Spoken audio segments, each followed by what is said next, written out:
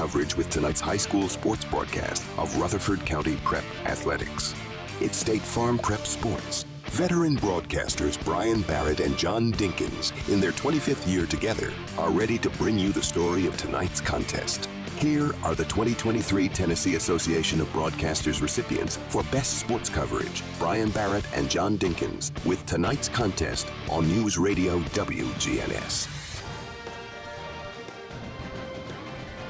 Hey, good evening, everybody. Welcome to Blackman High School. That's where we are tonight. One of the 7 game sites involving our local Rutherford County teams in girls basketball this evening. It happens to be county rival Stewart's Creek from Region 7 4A battling the District 8 4A tournament champions in the Blackman Lady Blaze. Got lots of games going on tonight. It's going to be a busy night on the scoreboard. All the region first round games are played at the higher seed. That's tonight for girls, tomorrow night boys, and then Region 4 4A will move to Oakland for the semifinals and finals in girls and boys. Talk about that and the schedule as well on the Rick's Barbecue County Roundup coming up in a moment. But right now, you're listening to the Primetime Sports Countdown to Tip-Off, sponsored by the law offices of John Day. They've helped thousands of people get legal help when they've needed it the most. If you've been injured, call the law offices of John Day for a free consultation. The Blackman Band serenading tonight as well, so we've got a big night coming up here. John will join me when we come back. We've got your Rick's Barbecue County Roundup on State Farm Prep Sports. Hi, this is Brandon. I am the drum instructor at Music World Drummers Den. What Dave and I try to do, because we're drummers, is hands-on experience. We let you come back in the drum room so you can try drums out before you buy them, because online you can't do that. Taking private lessons, we jumpstart you a lot quicker than you can on YouTube. A lot of people try to watch YouTube and take lessons. We're hands-on. The Music World and Drummers Den in Murfreesboro, 2762 South Church Street, across from Indian Hills Golf Course. Getting the kids to practice on time. Remembering if it's your day to bring snacks. Making it to the game with a clean jersey. Why are simple things sometimes so complicated? Thankfully, with auto owners, insurance doesn't have to be one of them. Auto Owners works with independent agents who answer when you call, so you can worry about more important things, like whether your kid is going to run toward first or third base. That's simple human sense. Rayburn Insurance in Smyrna. Come see me, Rick Hall, at Rayburn Insurance in downtown Smyrna today. Online at rayburn.net. Here at Bud's Tire, we make buying Michelin tires simpler. I'm Allison Mitchell with Bud's Tire Pros. We offer a straightforward approach to service, including nationwide warranties with every purchase. Stop in today to see our full lineup of Michelin and BF Goodrich tires. For whatever you drive, Michelin and BF Goodrich have a tire to fit any need. Bud's Tire Pros, hassle-free, guaranteed. We're located on East Main Street, exactly 3 miles from the town square, 1 mile past Rutherford Boulevard. Visit us online at budstirepros.tn.com. Hello, my name is Colleen Clary, a mortgage loan officer with F&B Mortgage, a division of First National Bank of Middle Tennessee. Here at F&B Mortgage, we are dedicated to serving you and our community. We understand the challenges that are faced in today's economy when purchasing a home, and we are here to help guide you through the process every step of the way. Contact me today or visit our website at fnbmt.com. Member FDIC Equal Housing Lender, NMLS 401715. I'm State Farm Agent Dana Womack, and you're listening to Prep Basketball. Well, we're back here at Blackman High School, just minutes away from Blackman's girls in the Region quarterfinals. It's time for the Rick's Barbecue County Roundup. Rick's Barbecue with quality, fresh, never frozen meats that they smoke the old-fashioned way, using real hickory wood on specially designed pits to give your pork, chicken, and beef the best flavor. Don't forget slaw dogs, loaded baked potatoes. They've got great desserts. We had their banana pudding just last week during the district tournament. Man, was it good. From the pit to the plate, Rick's Barbecue is ready to feed your hungry family on Warrior Drive, just off of South Church Street.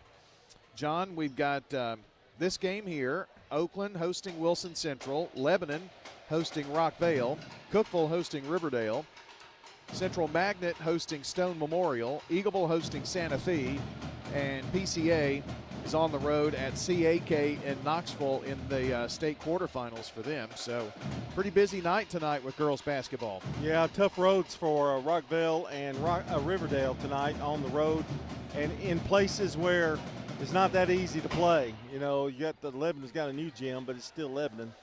And, you know, you've got to go to Cookville. That's no fun. So I'm going to be honest, just looking at the tournament and the way things could go, the winner of this game is going to face the winner of Lebanon Rockvale.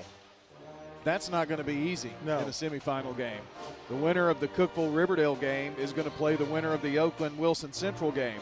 That's not going to be easy for our local teams. I mean, to be honest with you, the two games tonight, the one at Oakland and the one here, they're not going to be easy either. Right. I mean, they've got some really tough competition. Stewart's Creek, very capable, and if Blackman comes out shooting in a rough shooting night, it could be really interesting tonight.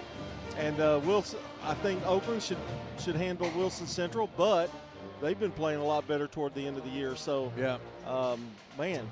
Well, this Stewart's Creek team, John, was on the verge of beating Wilson Central in the consolation game. They had a lead at halftime, and then they just got hit by a bug because Todd Harris mentioned that they missed 20 free throws in the second half of that ball game. Yeah, and it's kind of called finishing a game. Yeah. And they're kind of young. They've got one senior, but everybody else is sophomore, juniors. And I don't know that they've always been in these kind of games. So maybe they learn from it, but you got to hit your free throws, and that's one thing Blackman does do well for the most part, although we saw him the other night didn't shoot so well. So it's a crazy girls' year, and I would not be surprised of anything that goes on in the next week and a half. Well, one other thing to make note of, John, Oakland and Blackman and Rockvale and Riverdale, they haven't played in a game since last Saturday. Stewart's Creek did play on Monday in the consolation game, but that's a huge layoff as well. You've had, a full 6 days or whatnot that you haven't played in a game, and this time of the year you kind of want to play and just keep rolling. So about every 2 days you want to play. You don't want that distraction, and they can get distracted pretty quickly. Well, it's going to be interesting to see how these teams react to that long layoff, but it's the same for everybody except, Stewart's Creek did play a couple of days after that. So we'll see if that affects the game here tonight. If you win tonight, you move on to the semifinals. This is an elimination round, and the semifinals is an elimination round.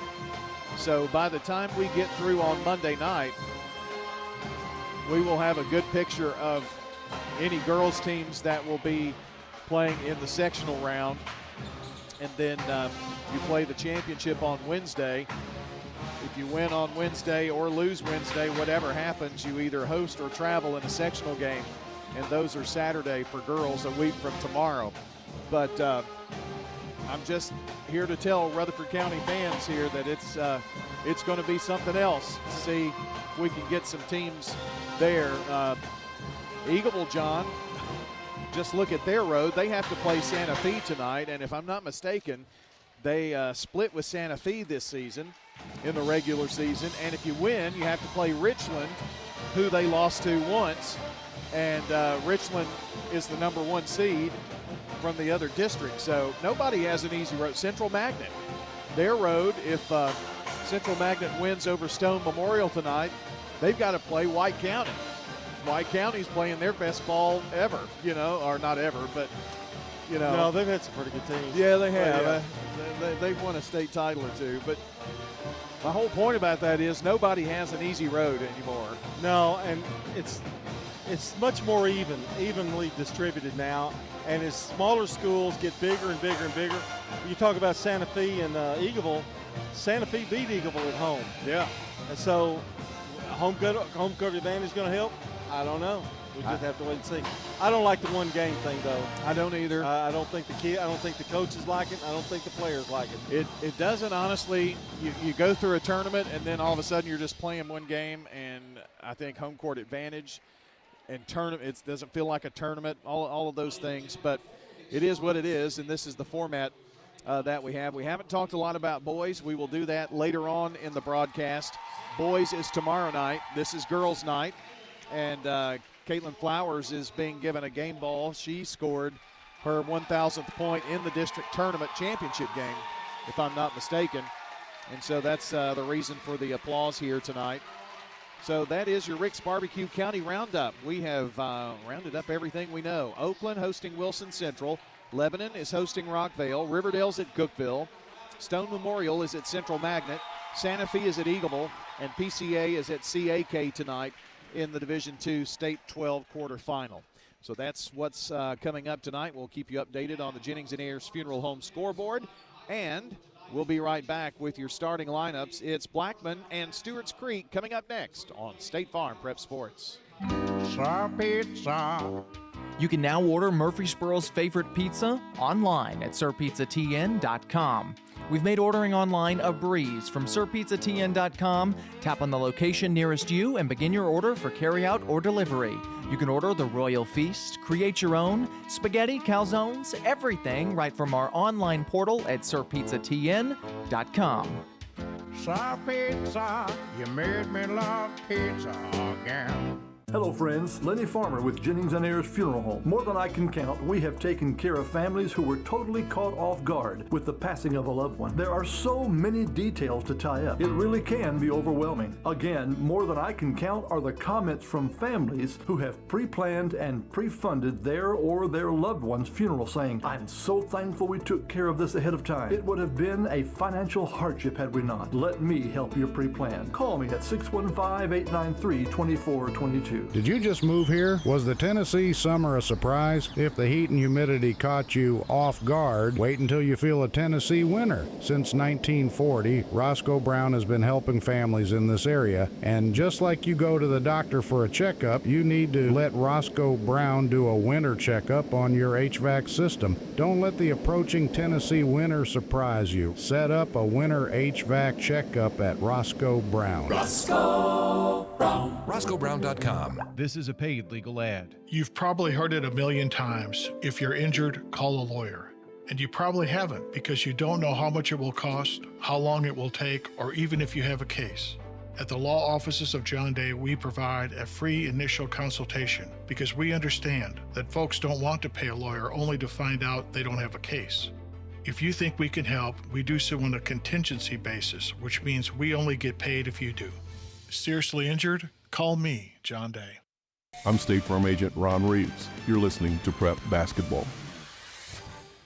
Time for starting lineups from Winners Trophies, Fans Heating and Air, and JHA Company. With that, and with the play-by-play here in this contest tonight between Blackman, who comes in at 15-18, and Stewart's Creek at 17-12. Here's John. All right, Brian, for the Stewart's Creek Lady Redhawks, coached by Sloan Starkey, Layla Wilder, number 11, a 5'5 junior, will get the start, along with Jada Bernard, number 24, a 6-foot junior post. Camden Ward, 34, a 5'11 junior forward, along with Ashley Crick, a 5'9 senior guard, and Bree Van, a 5'6 junior forward, starting for the Redhawks tonight. It's Wilder, Bernard, Ward, Crick, and Van. For the Lady Blaze, the home team tonight, Lyric Maston, a 5'5 junior guard, will start. She wears number 1. Number 12 is Kaylin Flowers, 1,000-point scorer, you just saw. 5'5 senior point. Ayana Dunbar, number 34, 6'2 senior post. Tashana Moore, number 15, a 5'8 senior guard. And number 00, Katie Stevens, a 5'3 junior guard, gets the start. So it's Maston, Flowers, Dunbar, Moore, and Stevens. Blackman in the home, they're coached by Jennifer Grandstaff. And Blackman in the home white tonight with orange and blue trim. And although I can barely see any blue, but I think it's on there. Redhawks in black and red, predominantly red in their uniforms tonight. So we're getting them introduced.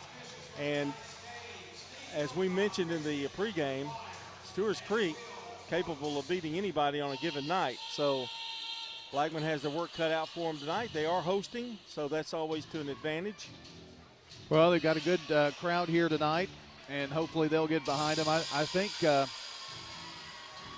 John, if anybody can get off to a strong start and kind of establish tonight, it may make it hard for the opponent, especially if the opposing team struggles. Now, if they all get off to a good start here, it could be Katie bar the door.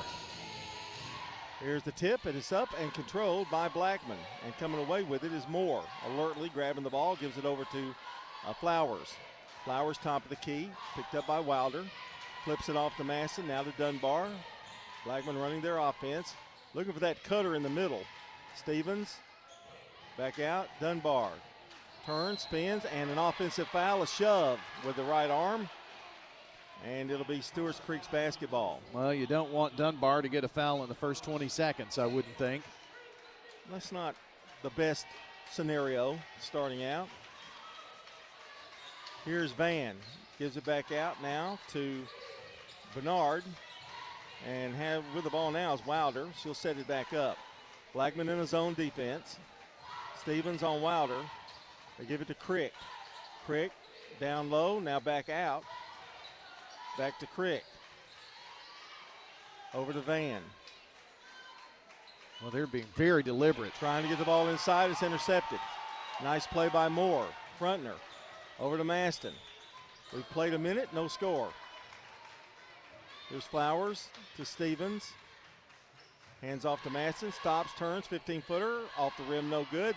Knocked out of bounds. Going to belong to Blackman. Outside shooting is going to be very important for the Blackman Blaze, I would think, tonight. And you talk about a couple of twin towers, Bernard and Ward, pretty impressive down there. Of course, Blackman could do the same thing, especially if Corey comes in. Here's Masson, gets a pick. Now floater in the lane's good. About 8-footer, and it's 2-0. Wilder gives it over to Bernard, back to Wilder, now to Crick, who takes a long three, in and out. Rimmed out, Masson down with a rebound. She does that about as well as any guard in the league. Stops, now gives it over to Moore, back to Flowers. Flowers gets a pick. And driving all the way off the right block, no good, too strong. Knocked out of bounds, no, it's saved by Stewart's Creek, they have it.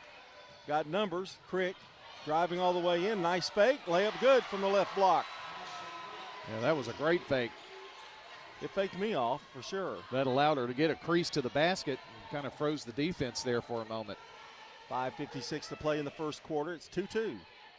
Maston, now the lob to Dunbar. She hands off to Masson. She puts another one up in the lane. No good. Rebound picked up Wilder. Wilder brings it across. Cross court. And here's a drive, and a big, strong drive by Ward to put Stewart's Creek out in front, 4-2. John Blackman's getting good looks and getting looks around the rim. They're just not falling. Just one of four here in the early going. Maston fakes, now drives, now gives it off to Moore. Back to Flowers, switched around to Stevens. Back to Flowers, the long jumper in and out, rolls out, and down with a rebound comes Bernard. Flips it over to Wilder. They're getting one shot too. Yep. Wilder has it, running the point for the Red Hawks. You can start, if you try to stop Ward, you still got to deal with Bernard for Stewart's Creek. Van lobs one, and the ball's intercepted. Nice play by Stevens. She's going to drive to the hoop. The shot is blocked. But there for the rebound and putback is Moore. They always say follow the shooter. Pays off there. We're tied at 4. And here possibly another steal, and they're going to call a out of bounds off of Stewart's Creek. Well, Flowers got in there, John, to wreak havoc, and when she did, she knocked the ball out of bounds off Stewart's Creek. That's 3 turnovers for the Lady Redhawks. Blackman underneath their basket will throw it in. Long lob out to Stevens. Gives it over to Moore, or make that Maston. Maston has it left side in front of the Stewart's Creek bench. Fakes a drive. Now she gets a pick, stops, shoots, and squares up. Cannot get it to fall out of bounds. And this time, the call goes to Stewart's Creek. You know, Maston, John, her shots are off the rim every time, but missing by a hair. Just a hair. And that's been something that's been following her around. If she ever gets that together, she's going to be dangerous for sure. Wilder flips it to Crick. Crick drives again, puts it up. It's good. Boy, that was a floater in there about 12 feet. I didn't think she had a prayer with that shot, but it went in. 6-4, Stewart's Creek. Oh, nice fake by Wilder, goes up, and now whistle and goes out of bounds. I think he's just saying it's off of Stewart's Creek. And it is. Flowers will throw it in. Sloan Starkey, the first-year coach for the Red Hawks. The lob is to Moore. Now here's Flowers. Turnaround jumper way off and out of bounds. And it's going to belong to Stewart's Creek. She rushed that shot. Yeah. She had more time than she really thought she had, I think. When she turned, she didn't really get set good. Stewart's Creek with a 2-point lead. Here's a lob down low. It's a nice move. Now back out to Crick. Over in the corner to Wilder. Back to Crick. To Van. Van drives with the left hand. Smacked away by Maston. She gets it back, and Wilder will set it back up. 3:21 to go in the first. Here's a lob down low. Wilder goes up and puts it in. Nice set up there by Wilder. John, Stewart's Creek is 4 of 5 shooting from the field here in the game early going. 8-4, Stewart's Creek. Here's Stevens, top of the key, now drives, tries to get a move on Wilder, does, and shot won't fall. Rebound picked up by Stewart's Creek. And here's the drive, it goes up and it's good, and that is Bernard with the basket. Right now, Stewart's Creek can't miss. 10-4. And they're running on Blackman a little bit. But Blackman only getting one shot offensively. Almost stolen away by Wilder, knocked out of bounds. It'll be back to Blackman. Do want to say hello to Coach Sloan Starkey's mom, who I understand is listening in from Texas tonight. So well, he's doing a great job, Mom. Yep. Here's Maston. Shows up to the coach's show on time. I mean, he's just, that's what we care about. Oh, yeah. Stevens. He's a good boy. He's a good boy. Well, mamas like to hear that. Uh-huh. Here's Maston. Now a pick. Oh, nice move to her left. Puts it up. Shot won't go. Rebound Moore. Over to Dunbar. Back to Maston. Fakes a three. Now will shoot a three. No good. Rebound. Moore again. And a whistle and a foul on Wilder, I believe. That time, Moore has kind of just settled in, says, I'm going to get a rebound. I'm just going to be the rebounder. 2 of 12 shooting from the field for Blackman. They're shooting only 17%. Flowers in the corner. This one won't go. Ball rims out, but out to Moore again. See, that's 3 consecutive rebounds for her. To Maston. A minute 46 to play. Well, they got to start falling sooner or later, but Stewart's Creek would just soon they not. Here's Flowers. And Stewart's Creek shooting well. Very well. Crossover move by Flowers. The fadeaway, no good. Dunbar there for the rebound. It's blocked. That one's blocked by Bernard. Long pass. Wilder tries to save it. The ball is loose. Sloan Starkey on his feet, jumping up and down, and he wanted somebody. If somebody had been back there, that ball, she had saved that ball. That's 4 turnovers now for Stewart's Creek. If Sloan could have gone out there and taken the ball himself, he would have. Here's Maston bringing it up for Blackman. They trail 10-4, a minute 18 to go in the first. Left side it goes to Flowers. Now to Moore. Back to Maston. To Dunbar. Now to Flowers. Stevens takes the long three, in and out, rims out again. Rebound. This time it's Bernard, and there's a drive and a whistle and a foul, and Van's going to go to the free throw line. Stevens going to get her there, John. She went for the block. So Van will be shooting. Our game tonight brought to you by First National Bank of Middle Tennessee, Jennings and Ayers Funeral Home, Dr. Automotive, and State Farm. John Blackman has had 10 extra attempts than Stewart's Creek has. And still trail by 7. Yeah, they're only 2 of 16. Van's second free throw is short. Rebound, Dunbar. Here comes Maston. 49 seconds to play. Maston drives, stops, looks for help, finds Dunbar, loses it momentarily, now gets it back. Dunbar stops, shoots the long three. It's no good. Have they hit a three yet? I don't think they have. No, they have not. Here's Van in the corner. Long cross court. Here's the long three. It's no good. That time by Ward. Ball gets knocked out of bounds. And I think it's going to go to Blackman here. They're going to call a foul. They sure are. Van kind of pushed more out of bounds, I think, is what happened there. Her first foul. So with 25 seconds left, Blackman going to try to get a little closer here. Well, if you're Blackman, you'd certainly like to get a bucket to end on a strong note because it has not been a stellar first quarter shooting. Maston has it. Now to Flowers. Long pass to Dunbar. Right side it goes. That newcomer in there for Blackman is Herring. She came in for Stevens. Here's Maston. Stops, shoots, and shoots under pressure. The shot is missed, and that's the end of the first quarter. Not the shot they wanted to end the quarter. It's Stewart's Creek 11, Blackman 4. You're listening to State Farm Prep Basketball. With the service you get from State Farm, you might think our car insurance costs more. I'm State Farm agent Celeste Middleton. Give me a call at 615-895-2700 and let me show you with discounts up to 40%. You may find it even costs less. Local business owners, you know how important it is to be here for your customers. I'm State Farm agent Dana Womack, and I run a small business in Rutherford County too. I'm here to help you protect your small business. Call me at 615-900-0877. We're talking now with Heather here at Carpets by Osborne. What are some of the advantages that Carpets by Osborne has? Being a family business and being locally owned and operated, we do free estimates. We have our own subcontractors that work for our business. We will come out, look at your floor covering. Throughout the whole process, you deal with an individual. You're not passed off to different contractors. We handle it from start to finish. Carpets by Osborne on Northwest Broad, next to Tire World. I'm State Farm agent Emerson Williams, and you're listening to Prep Basketball. Where Emerson's located? Let's see, 199 Eden Springs Road West in Smyrna.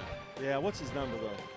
It's 459-2683. That's right, and we're starting the second quarter of play. John Dinkins, Brian Barrett with you. I didn't even look at this, by the way. Well, you and Dalton have photographic memories. Here's Crick. No major changes. Herring is still in for Stevens. There's a lob now. Gives it back out to Crick. Fakes the three. Now drives, stops, double team. And the rebound by Van. Now it's knocked out of bounds. Going to belong to Blackman. John, it was an atrocious first quarter shooting for Blackman. 2 of 18, just 11%. Stewart's Creek, 5 of 7, 71%. But Blackman took 11 extra shots, but just couldn't get them to fall. But everything's been off of the rim. Here's Maston, drives, now finds Bernard there guarding her, and that affected her shot there. Rebound, Ward, back to Bernard, over to Ward. Ward likes to pop that three sometimes. He doesn't this time. He gives it over to Wilder. Played a minute here in the second quarter. It's 11-4, Stewart's Creek. Back to Crick.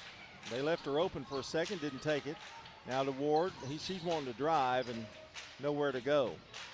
Blackman defense, the Blackman defense never slumps. Right. Here's a drive. Van goes up, and a whistle and a foul on Flowers. John, if I recall correctly, I think Blackman had a 4-0 lead, so that would mean they've been outscored 11-0. Yes. Since then. At the line, Bree Vance, he's 1 for 2 from there.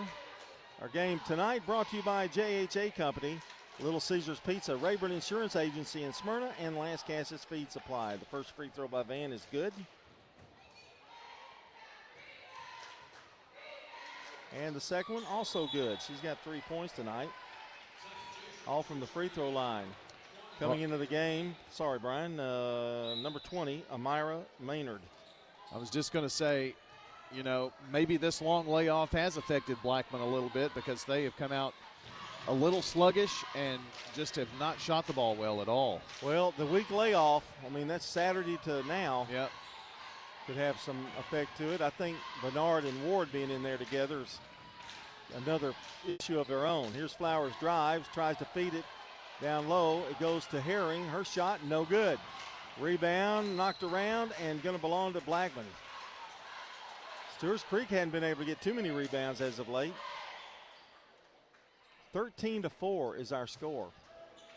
It's Stewart's Creek. Number 4 seed against number 1. This goes to tell you right now this year it doesn't really make any difference. Here's Maston. Maston driving. There's a drive this time and a foul, push. Going to be on Crick, I believe. And that's Autumn Crick. I'm sorry, she did come in. But she looks like Ashley, so therefore I wasn't aware of that. There's a lob, now a feed. Herring open again, and it's too long. Rebound, Bernard gives it over to Wilder.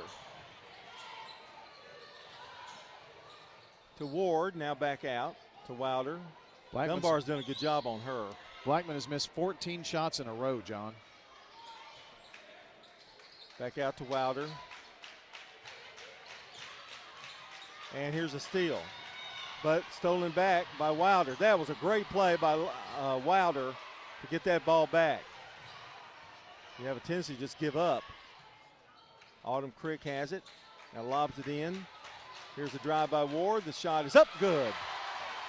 Ward with 6. Well, if you're Jennifer Grandstaff, what do? If you're not hitting, you're not hitting. 15-4. It is not a good situation to be in. You just got to hope they can shoot themselves out of it. Flowers drives on Wilder and scores from 12.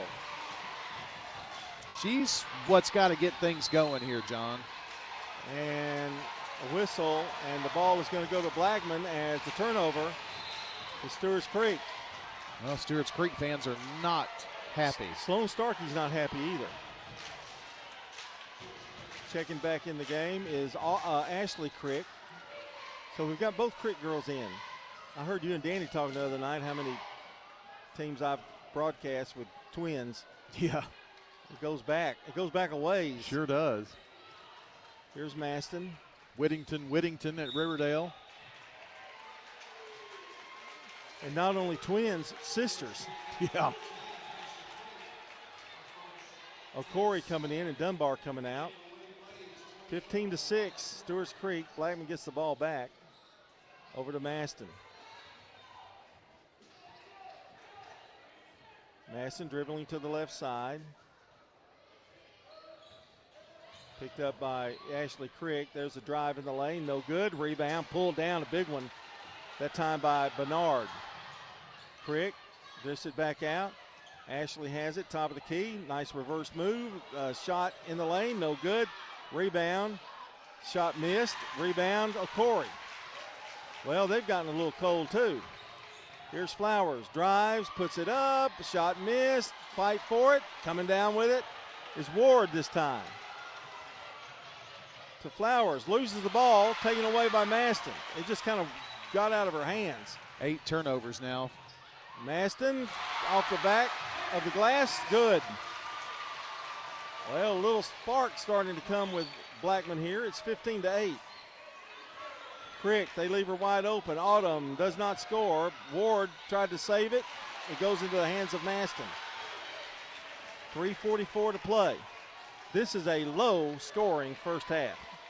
Certainly is, but you can kind of see a little bit of a shift, and especially if Blackman could score on this possession, John, they kind of get themselves right back in the mix.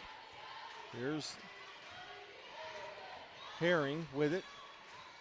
Stevens getting ready to check back in. Not a lot of massive subs in this game. Herring gets a pick from O'Corey. Now bounces it off. Here's Maston. Shot no good. And the rebound coming away with it is Bernard. 3:04 to play here in the first half. Brian, you got a lot of stuff coming up at halftime. Hopefully we've got some scores, and we've got a special interview tonight too. Ward spins it out to Crick, who missed the jumper, gets her own rebound, however, and now her sister has it. That's Ashley. 2:44 to play here in the half. It will be an interview that is of great interest to Stewart's Creek fans. Crick drives, goes up, and she is fouled. Lebanon, after one quarter, leads Rockvale 17-8. 17-8. That's the first score I've been able to parse out here on the Jennings and Ayers Funeral Home scoreboard. Shauna Moore committed the foul. Here's the free throw. It's up by Autumn Crick, no good. And there you go with that free throw situation. Katie Stevens comes in. Dunbar comes back in. Maston gets a breather. Herring gets a breather. Autumn Crick with the second of two. It's up, and it's good. That's Autumn's first points of the night. And it's 16-8. 2:36 to play here in the half.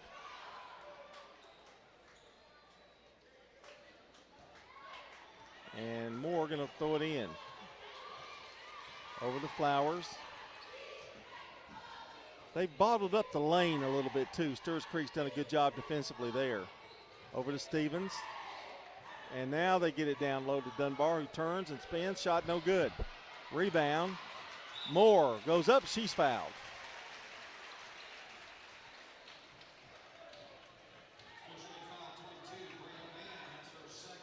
The foul is on Van for Stewart's Creek. That's her second foul. And Moore will go to the free throw line. Free throw is up and good. John, that's our first free throw attempts here tonight. One thing I like what Jennifer Grandstaff has done, she hasn't called timeouts, even when it looked really bad. Because what do? You call a timeout and go, well, start shooting, start hitting. You know, you can't do it. Missed the free throw, Bernard down with it. She's just letting them try to shoot their way out of it. Speaking of timeout, Sloan Starkey wants to take one of the Stewart's Creek Redhawks. And here is the original narrator of our Bob Parks auction commercials, and second to none. I mean, I've heard Danny do it, you've heard me do it, but here is the real man that's going to do it now. You stand here? Who? You. Oh, me. Oh, okay. Well, the Parks Auction brand has helped families, investors, and businesses right here in Rutherford County and really across the mid-state with their on-site and online auction needs. So Bob Bugg and Stan Vaught are the guys to talk to. No obligation consultation. You know, let them buy you a cup of coffee and talk to you about it. They know this county like the back of their hand. I'm telling you, they've been here, lifelong residents, so let them help you. Stan Vaught, Bob Bugg, Parks Auction, they'll handle everything online at parksauction.com. And this timeout also brought to you by Sloan Starkey's mom. And the timeout, there's a whistle and a foul to Shanna Moore with her second foul. Well, they don't need to get into that kind of foul trouble either, do they? There's a bounce pass to Autumn Crick. Kind of waits for the defense to collapse a little. Now she's in trouble, and she's on the floor. But alertly coming down to save her is Van, but she's going to have to hurry and doesn't make it. I knew when she made the trip and started heading back toward the cheerleaders and not forward, it was going to be trouble. That's 9 turnovers for the Redhawks. So Blackman, this is an important 2 minutes here for Blackman. Stevens will throw it in. Finds Flowers up around the big B in the middle of the floor. Now back out to Maston. Maston to Moore to Stevens. Back to Flowers. 3 from outside. Not there tonight so far. Out of bounds, going to belong to Stewart's Creek. You know, there hasn't been a 3 made in this game by either team thus far. And there's a bounce pass. This is where you got to hustle and get on up there because they're going to trap you. Wilder does get it by. Now she's got some numbers. They bounce it. Offensive foul, a charge. Flowers took it. Foul on Wilder. You know, as bad of a first half as it's been so far for Blackman shooting, and you said it earlier, their defense never is lacking. And, John, I think that's what's kept them close in this game, despite only scoring 9 points in almost 2 quarters. Well, that literally is 2 points that you prevented right there. Maston has it, 1:23 to go in the half. I think we've got I think that's Chisholm in there. Yes. Here's a jumper. It's up and good by Maston. It's a 2. 6 points for her. 16-11. They've cut it to 5. Crick throws it up there. Not a good shot, really. Rebound picked up Flowers. Flowers drives, now spins out. Gives it over to Dunbar, who's going to take that jumper from the foul line. It's good. About a 16-footer. First time they've had back-to-back shots. Definitely back-to-back buckets, I think. Yes. And Stewart's Creek takes a timeout. 48 seconds to go in the half. Blackman's cut it to 3. We'll be back. Hi, this is Wade Hayes of Toots Restaurants. And 38 years ago, we introduced a half-pound burger to Murfreesboro, Tennessee using our own ground beef recipe and a fresh Lewis Bakery's bun. Well, 38 years later, we're still serving you the same delicious, juicy half-pound burger. Toots, good food and fun since 1985. At Toots Restaurants, our quality has not changed. Our portions have not changed. Our products have not changed. For more than 36 years, Wilson Bank & Trust has been proud to serve communities all across Tennessee. As an independent local bank, we provide banking products competitive with large banks, but delivered with personalized local service. Wilson Bank & Trust has been community-focused since 1987 and looks forward to many more. Discover the power of local community banking that truly makes a difference. Give us a call or come on by any of our local 30 locations or visit wilsonbank.com to learn more. Member FDIC. I'm State Farm Agent Andy Wama, and you're listening to Prep Basketball. Stewart's Creek with the ball, trying to protect the three-point lead now. Crick, long jumper is up and no good by Holt, who came in the game. John, now they've missed their last 6 and are only 1 of 8 in this second quarter. It's kind of reversed a little bit. Flowers to Maston. Big trip here. This place will go nuts if they get a basket. Here's Flowers holding for the last shot. 16 seconds to go. Flowers being dogged by Wilder. She's done a good job, but Wilder has defensively. Can't say too much about their defense, too. Here's a long jumper. Maston can't get it to fall, and it's saved by Bernard. Has it stripped away, but they can't get the shot off in time, and that's the end of the half with the score. Stewart's Creek 16, Blackman 13. You're listening to State Farm Prep Basketball. Quick, convenient, efficient. 3 words that we all hope to experience when we do business. Our goal at JHA Company is to bring just that to an industry that's traditionally dictated to the customer when it's time to do business. Whether you're purchasing class pictures in a yearbook, class jewelry, a letter jacket, school spirit wear, or senior graduation products, we strive to make the experience quick, convenient, and efficient. Find out more at jhacompany.com. JHA, your one source for an unparalleled scholastic experience. Dr. Automotive is the cure for your car. Brothers Danny and Randy Brewer have been providing Rutherford County with ASE certified auto repair for nearly 20 years. You'll receive courteous and friendly customer service every time. Why? Because we grew up here and you are our neighbors. Foreign and domestic auto repair and maintenance on Hazelwood Drive in Smyrna, just off I-24. SmyrnaAutorepair.com. 615-220-0971. Just ask for Danny. When Rutherford Countyans think of insurance professionals, they think Rayburn Insurance Agency at 200 South Lowry in Smyrna, meeting the needs of thousands of customers since 1973. You can trust Rayburn Insurance with all your needs, a place where customer service really matters. It's personal with Rayburn Insurance, as fans of local sports, as friends, and as insurance professionals. Check them out at rayburn.net or call 615-459-4145. Rayburn Insurance, for business, auto, home, and life insurance. What makes Murfreesboro so vibrant? Is it regular coffee dates on Main Street? Checking in on neighbors to be sure everyone's safe? Or cheering on your favorite team? At Murfreesboro Medical Clinic, we believe it's all of these and more. The hometown medical group that genuinely cares. We deliver quality primary and specialty medical care in our community. And as the official medical group of the MTSU Athletics, we keep students and staff healthy too. Learn more at mmclinic.com or call 615-893-4480 today. I'm State Farm Agent Bud Morris, and you're listening to Prep Basketball. Back at halftime here from Blackman High School, Blackman and Stewart's Creek girls at the half. We're going to talk some Stewart's Creek boys basketball here for a quick second. Matt Bradshaw joins us by phone. And, Coach, you made an announcement today to your team that you're going to be doing something different here soon, right? Yes.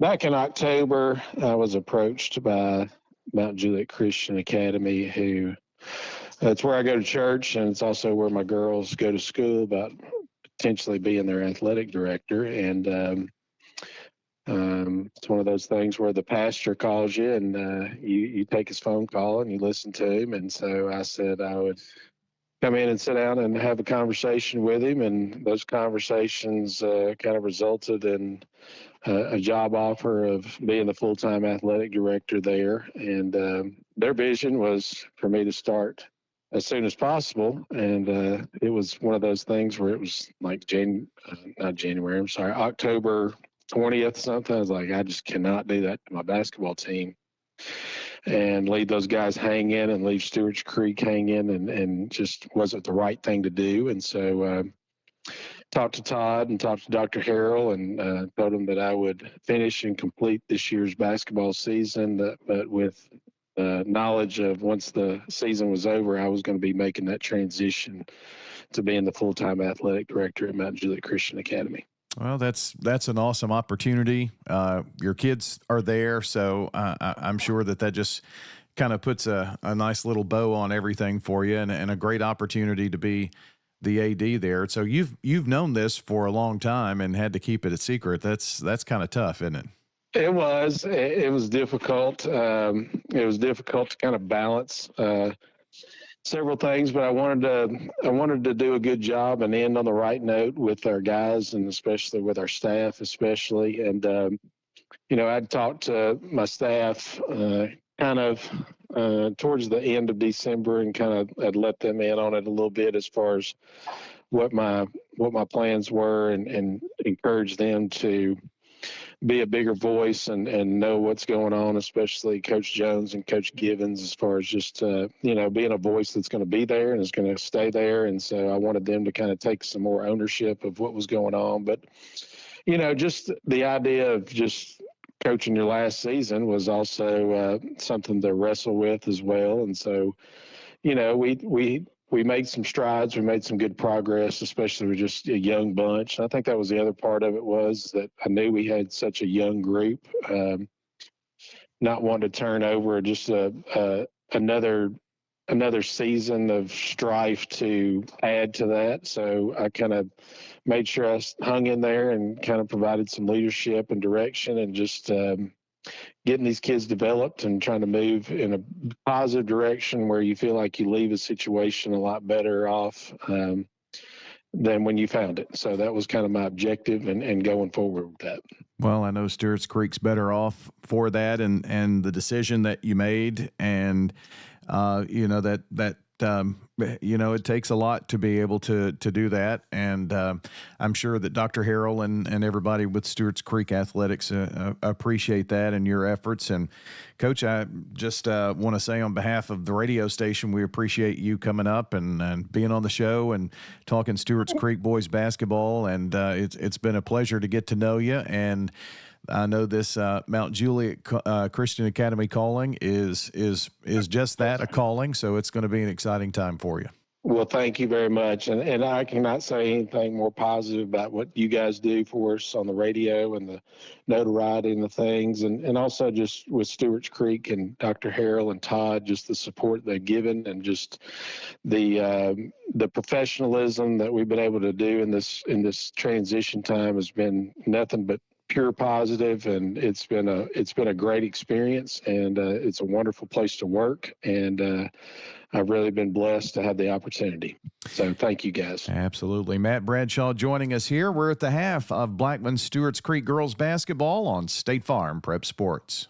It's a critical time in education, and we need experience on the Rutherford County School Board. That's why we need to elect Butch Vaughn to the school board in Zone 6. He brings experience as a public educator from his years in the classroom and as a coach to being principal at Central and Blackman Middle and Oakland High Schools. Butch Vaughn has also been in private education as the former headmaster at PCA. Experience counts, especially now. That's why we need Butch Vaughn on the Rutherford County School Board. Paid for by Butch Vaughn for School Board. Pryor Manning, Treasurer. Craig's Tax Service. We perform tax preparation, individual tax returns, corporations, partnerships, and all your payroll bookkeeping needs. Brett Craig with Craig's Tax Service. Craig's Tax Service is located just off Memorial on Heritage Park Drive. You can contact us at 890-2233. It makes sense to get help with your taxes. Call 890-2233 for an appointment. We are proud to support all Rutherford County student athletes. Craig's Tax Service, 890-2233. Shop your favorites at Dillard's, JCPenney, Rue 21, Hot Topic, and more. Grab a bite at Crab Fever, Sam's Sports Grill, Olive Garden, or Miller's Ale House. With more than 60 retailers, you're sure to find something that you'll love at Stones River Town Center. Find them on Facebook, Twitter, and Instagram for style tips, upcoming events, and sales information. Stones River Town Center, off Old Fort Parkway in Murfreesboro. Shopping centered on you. Online at shopstonesriver.com. For nearly 2 decades, Mills Family Pharmacy has cared for residents in our community as if they were part of our own family, and that's the kind of service you want when it comes to your pharmacist. If you haven't checked out our gift shop at Mills, stop by today. This is Chad Mills with Mills Family Pharmacy. We're located next to Toots South on South Church Street in Murfreesboro. We'd love to have you. Mills also has a medication compounding service for you and even your beloved pets. Learn more by visiting us online at millsfamilypharmacy.com. I'm State Farm Agent Celeste Middleton, and you're listening to Prep Basketball. Here's a look at the stats here in the first half from JHA Company Winners Trophies and Fans Heating and Air. Lyric Maston leads Blackman, scoring with 8 points. 2 points for Caitlin Flowers, 3 for Tashana Moore. For Stewart's Creek, Camden Ward with 6, 4 points for Ashley Crick, 3 for Bria Van. A free throw for Autumn Crick and Layla Wilder with 2 points. Team stats, 17 rebounds, Stewart's Creek 14 for Blackman. Blackman 50%, 1 of 2 at the free throw line, 4 of 6 for 67% for Stewart's Creek. Turnovers, 11 for Stewart's Creek, just 1 for Blackman. And field goal shooting, Blackman has attempted 16 extra shots. They are 6 of 31, just 19%. Stewart's Creek 6 of 15, 40% from the field.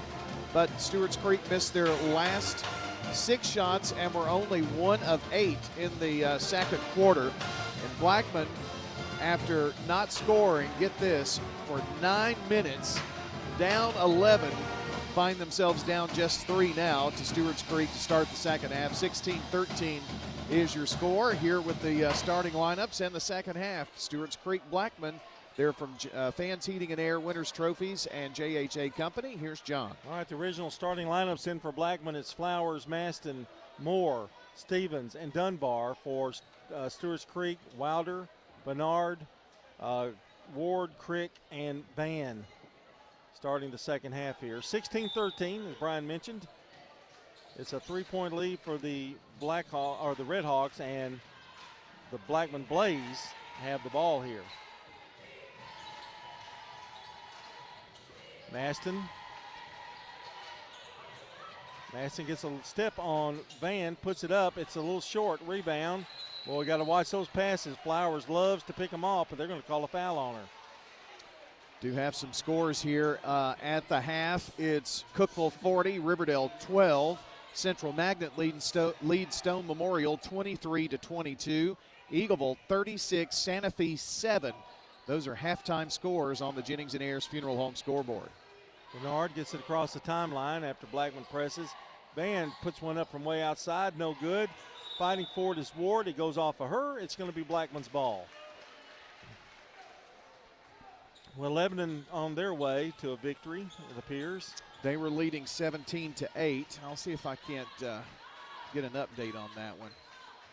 You're talking about Lebanon and Riverdale, or Lebanon and Rockvale. Rockvale, okay. Sorry. Cookeville is playing Riverdale tonight. Yeah.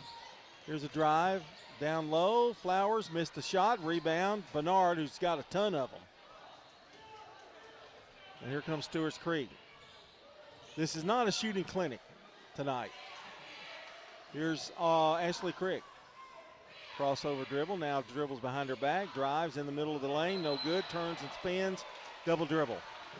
Turnover, Stewart's Creek. That's been their real bugaboo tonight. That's 12 turnovers for them. And so it goes back to Blackman. Looking for somebody to have a little streak here. Blackman kind of did at the end of the half.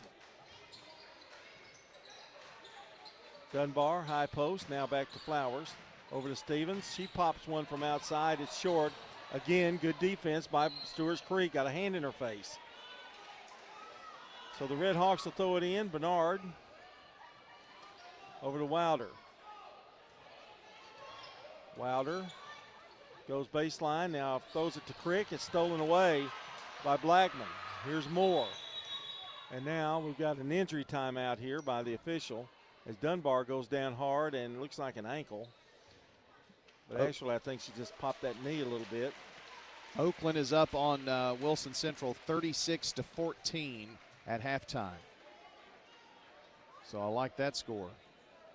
36-14 Oakland. Being ahead doesn't surprise me. The amount does a little bit. But I really think Oakland probably playing as well as anybody. Yeah, they seem to be. And Rockvale trails 38-14 at halftime to Lebanon. Here's Maston dribbling with the right hand and now goes to the right side, finds an opening, fakes, puts it up, missed the shot. And now whistle and a foul on the rebound as Ward comes down with it. That foul is on Chisholm. And she was in the game that started this game instead of Moore. Double team on Wilder. They get it to Crick, and she throws it right into the hands of Maston. Maston drives, the layup is good. Turnovers are killing Stewart's Creek right now. Well, they've got 3 turnovers, John, in 2 minutes here. And another bad pass. This one is deflected and picked up, and now I think it's a foul on Crick. Yes.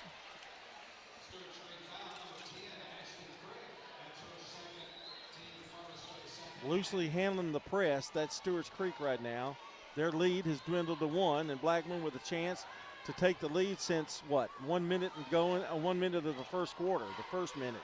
Yeah, it was very, very early on. Maston. I think it was 4-0, then they got outscored 11-0 and going into the second quarter. Here's Maston. They're driving more in this half, but missed the shot, gets her own rebound, flips it up there, good. 12 for Maston. And the lead now belongs to Blackman, 17-16, over to Crick. Crick drives and has it stolen away from her. John, that's 3 straight steals. Here's Flowers, hesitates, now pops it, no good. Rebound, Chisholm.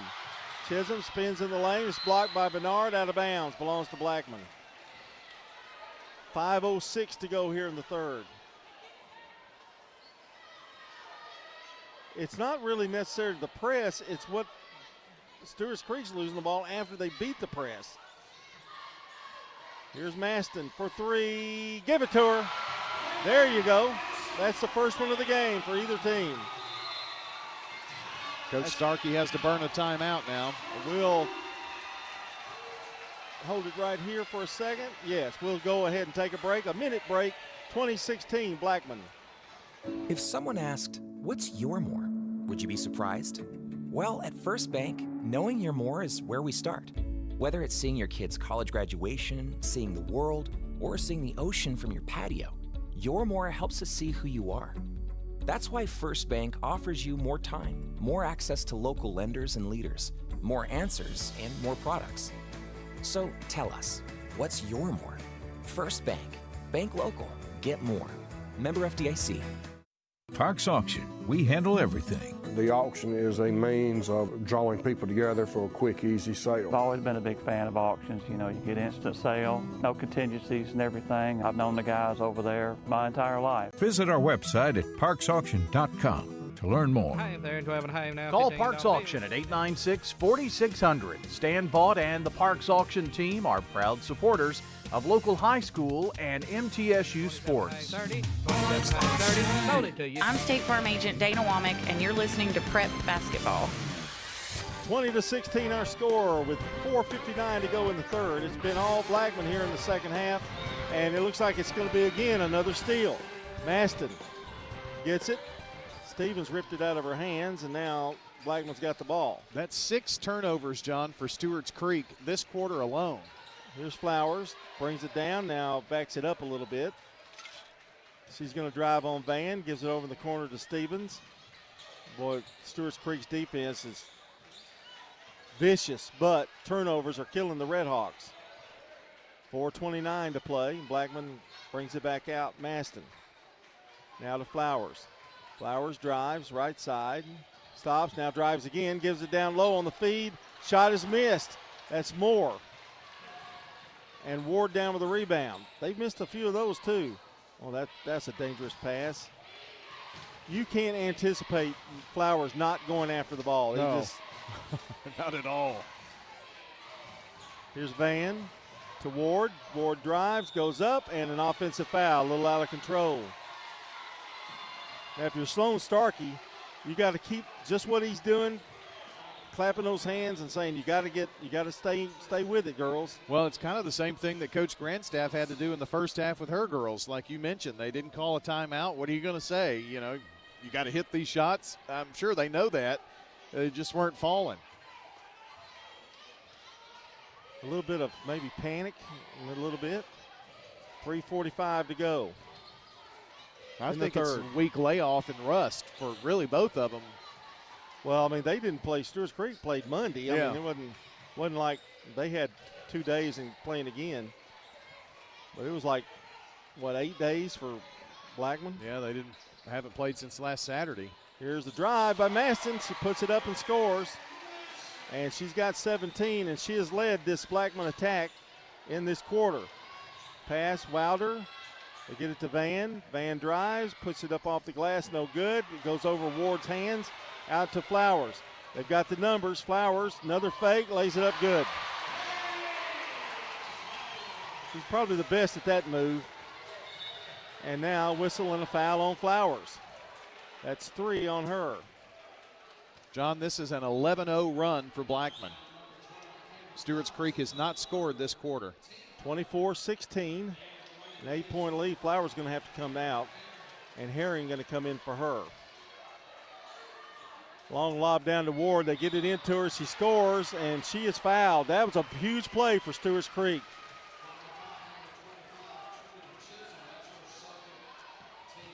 Ward with 8 points and a chance to make it a 3-point play. Our game tonight brought to you by Good Neighbor State Farm agents Celeste Middleton, Bud Morris, Ron Reeves, Emerson Williams, Dana Womack, and Andy Womack. Couldn't do it without them, and the free throw is good. And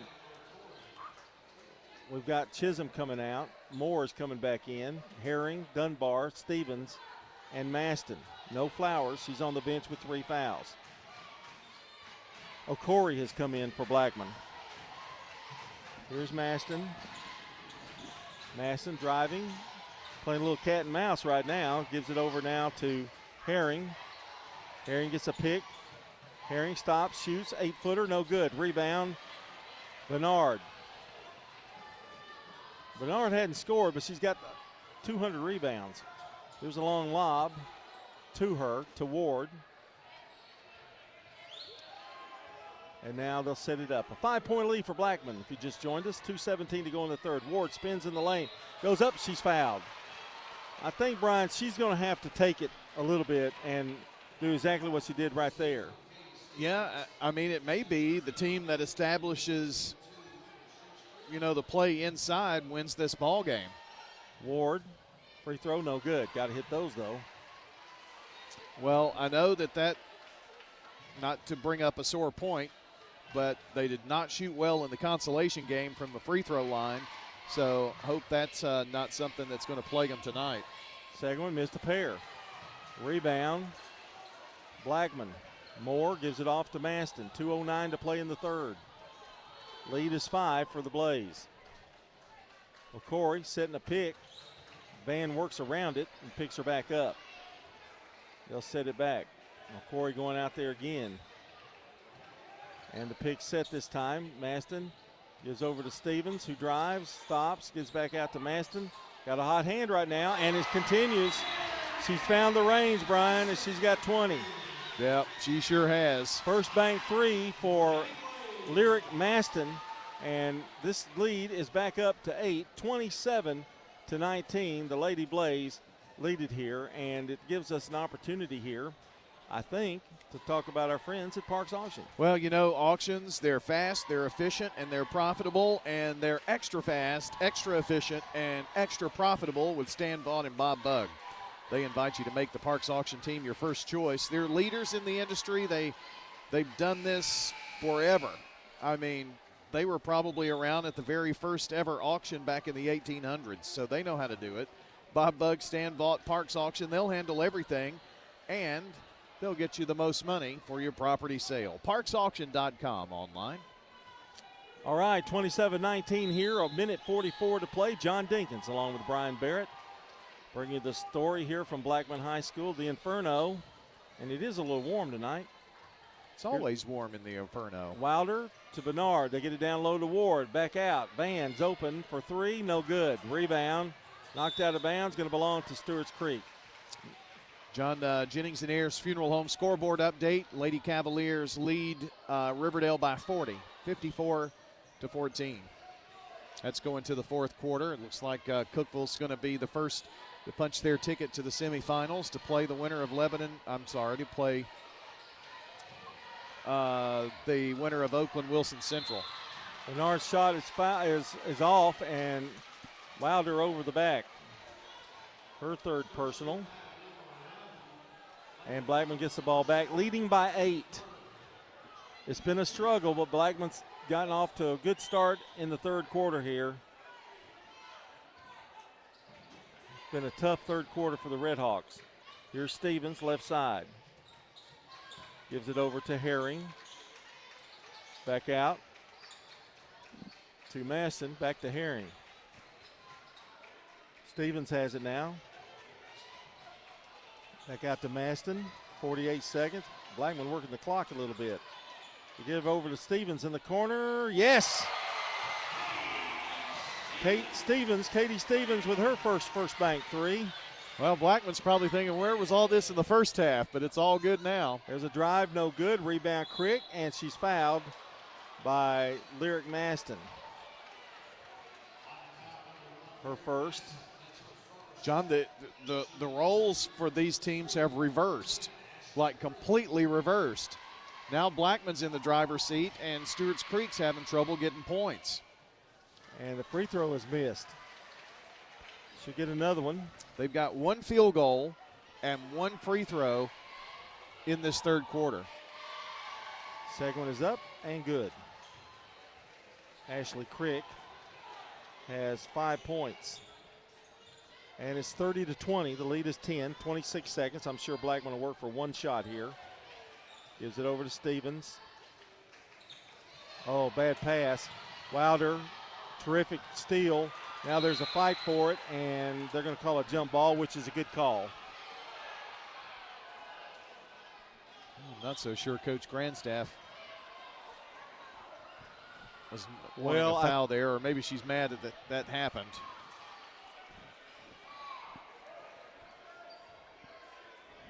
There was a spill on the floor, and that's usually the call. Bernard gets it over to Wilder, back to Crick. She needs to pop one here, and it's no good off the rim. Rebound Bernard. It's no good at the horn, and that's the end of the third quarter. It's a big third quarter for the Blackman Blaze. Blackman 30, Stewart's Creek 20. We'll be back in 1 minute. You've heard people say, you know your work by your name, but there's no better name for residential and business concrete work than Dan France Concrete. From basic slabs to decorative stamping, for your next concrete project, call Dan France Concrete, 615-642-5152. This is Dan with Dan France Concrete, wishing all Rutherford County student athletes a great season. Study hard, play harder, and be safe. Trust me, Dan is committed to the community and will offer you a great product. He'll stand behind his work and make sure you're satisfied with every aspect of the work. Dan France Concrete. Head over to J. Mullins Jewelry to check out their selection of rings, watches, custom design jewelry, and much more. They're a local business located at 352 West Northville Boulevard right here in Murfreesboro. They have gifts for all occasions, weddings, graduations, anniversaries, whatever you need, you can find it at J. Mullins Jewelry. That's at 352 West Northville Boulevard or online at mullinsjewelry.com. I'm State Farm Agent Ron Reeves. You're listening to Prep Basketball. Thanks, Ron. Also, our game brought to you by Roscoe Brown Heating and Air, First Bank, Murfreesboro Medical Clinic, Butch Vaughn for School Board, and the law offices of John Day. Here's an interesting stat, John. An 11-0 run to start the third quarter for Blackman. They win the third quarter 17-4 and now have a 10-point lead starting the fourth. 7:55 and moving here. Here's Moore. She has it at the foul line. Now to Maston. Maston loses the ball, and picking it up is Van. Will she get down there in time? She does. The layup's missed. That hurt, and the ball is going to go to Stewart's Creek. Had an opportunity for an easy two and missed it. Just the third turnover of the game for the Lady Blaze. And ball goes back out to Stewart's Creek. Are they going to call a foul on a Corey? They are. No, they're not. No, they're giving the ball to Stewart. They're giving it to Blackman. Blackman, yeah. Sloan Starkey upset for a second, but then no, they're giving it to Stewart's Creek. Yeah, okay, that's what I think that's what he thought was going to happen too. Well, Brian, he listened to you, and there's a foul on a Corey.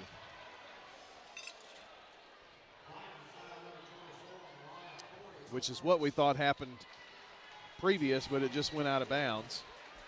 Stewart's Creek will get the ball here. Corey comes out. And Chisholm comes in. A really quick lineup here for Blackman. Lauren Flowers is back into the game as well. Here's Wilder. This is a big trip for the Redhawks. Blackman in a zone. Showing them a little zone now. We get over to Van. Van, shot by Bernard, no good, too strong. Rebound, coming away with it. Down low to Maston, layups missed. Knocked out of bounds. Stewart's Creek's ball. Well, Blackman's had their share of missed layups too. Well, the first half, it's like a tale of two halves with these two teams. They've just kind of like switched roles. That ball's knocked out of bounds by Moore. We've played about a minute here in the fourth. 10-point lead for Blackman. Murfreesboro Central Magnet 30, Stone Memorial 29, start of the fourth quarter. That is a war out there in a 1-4 matchup.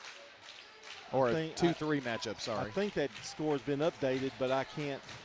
I had to look at the scoreboard. It was a live action shot. And whatever it was 36-31, but I don't know who was in front. 30-20, our score. I'm not like you, Brian. I don't have the technology in front of me.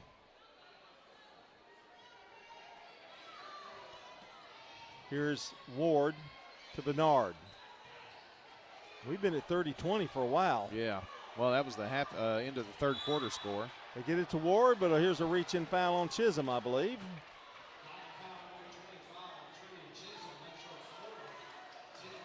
Well, that's 4 for her, isn't it? Yeah. She picked him up fast. And coming out and coming in is a Corey. Chisholm goes out. But she gave him some minutes tonight. Here's Crick over in the corner. Driving down low is Ward, and a whistle and a foul. And Corey gets her. Ward's just taking it to it now. Just give me the ball and let me go. Second foul on Corey. But if you're Stewart's Creek, you got to hit the free throws, Brian. And that's not what they've been doing. Chance, 2 shots here. First one is good. Our game tonight is brought to you by TOA. That's Tennessee Orthopedic Alliance. TOA steps up when the play breaks down. For more information on how TOA surgical specialists can get you back in the game, visit TOA.com. Second free throw missed. Rebound, Maston. She's not going to wait for anybody. She's going all the way down the floor, the length of it, and lays it up and good with the right hand. Maston now with 22. She leads everybody. Jennings and Ayers Funeral Home scoreboard update. Here's a steal. Herring to Moore, who rarely shoots, and she's fouled. Oakland 50, Wilson Central 27 go into the fourth quarter. The Oakland Lady Patriots are kind of rolling here. Looks like they're going to face off against Cookeville on Monday night at 7:30 as they are as Cookeville leads Riverdale. They stave off elimination. Free throw was good. What is the saying? Survive and advance. Yep. Regardless of what the outcome is. But now you do want to try to stay away from going on the road. Our wrestling champion, Scott Lawless, is in the building. Did you pin anybody today? Did you pin anybody?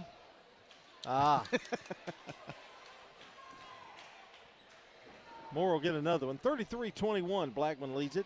There's a question at the scorer's table, and I'm not sure what it is. Either that or Steve is handing out mints. But I don't think he would stop play for that. The time is off of the scoreboard. They're going to have to reset that. I don't know. I can't see it. Somebody's head is in the way. Oh, that's Principal Lawless. Okay. Well, the time was completely off of it a moment ago, and now it's back. It says 6:15, so. Well, there you go. I'm confused, but hey. You tried to explain it. I'm still confused. Well, I think the scoreboard just went out for a brief second, and they had to reset it, put the time back on there. So Moore will finally get a chance to hit this second one of 2. It's up, and it is in and out. Rebound. Coming away with it is Okori. She misses the shot. Rebound, Ward. 33-21. Still plenty of time. I don't think we've stressed that enough. But here's Autumn Crick. The layup good from the block. And she has 3. Lead now 10. But I don't think they can allow Blackman to just walk it up the floor either. Well, the turnovers have been Stewart's Creek's worst enemy here of late. Masson jumper from the foul line. It's good. And she can't miss right now. And as cold as she was in the first half, John, she's just lighting it on fire right now. You know what she did, though? She didn't try everything outside from 3. Right. She went inside, got a few baskets, then a couple of short ones, and then now the 3 was working too. Wilder to Crick. They give it over to Ashley Crick. She pops a 3. It's no good. Rebound. Coming away with it and ripping it out of her hands is Moore. Wanting to run here. Now she slows it down. Gives it over to Maston. Got it a score on the scoreboard. Lebanon 55, Rockville 24 after 3 quarters of play. Lady Rockets are a quarter away from being eliminated if the score doesn't change. Here's a drive by Herring. No good. Gets a rebound. Puts it back up and good. Herring with a basket. And it's back up now to 14. I think that may be the biggest lead of the game. For either team, I think. Yeah, here's Crick. Underhanded layup. No good. And getting the rebound is Ashley. They give it over to Ward. She throws one up there, and they're going to call a foul on Okori. Wow.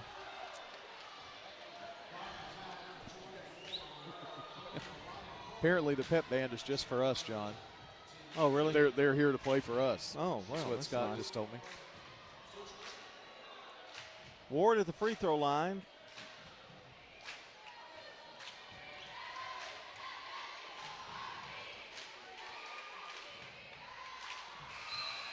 And the first one fails to hit. Our first final of the night is in. It's Cookeville 67, Riverdale 17. So the Lady Cavaliers will move on to face the winner of Oakland Wilson Central. Looks like it's going to be Oakland. Free throw's good. 1 of 2 for Ward. She now has 11 points on the night. She's the leading scorer for the Red Hawks. They've not gotten much production from anybody else. Ward, by the way, is a junior. She will return. Flowers fakes, now drives, goes up with the left hand. It's good. Now when you start hitting outside, the inside opens up. 4:07 to play, 15-point lead now for Blackman. Tomorrow night, Siegel and Lebanon boys will be calling that game from Siegel High School. Join us about 10 till 7. Here's Crick with a big basket. Ashley Crick.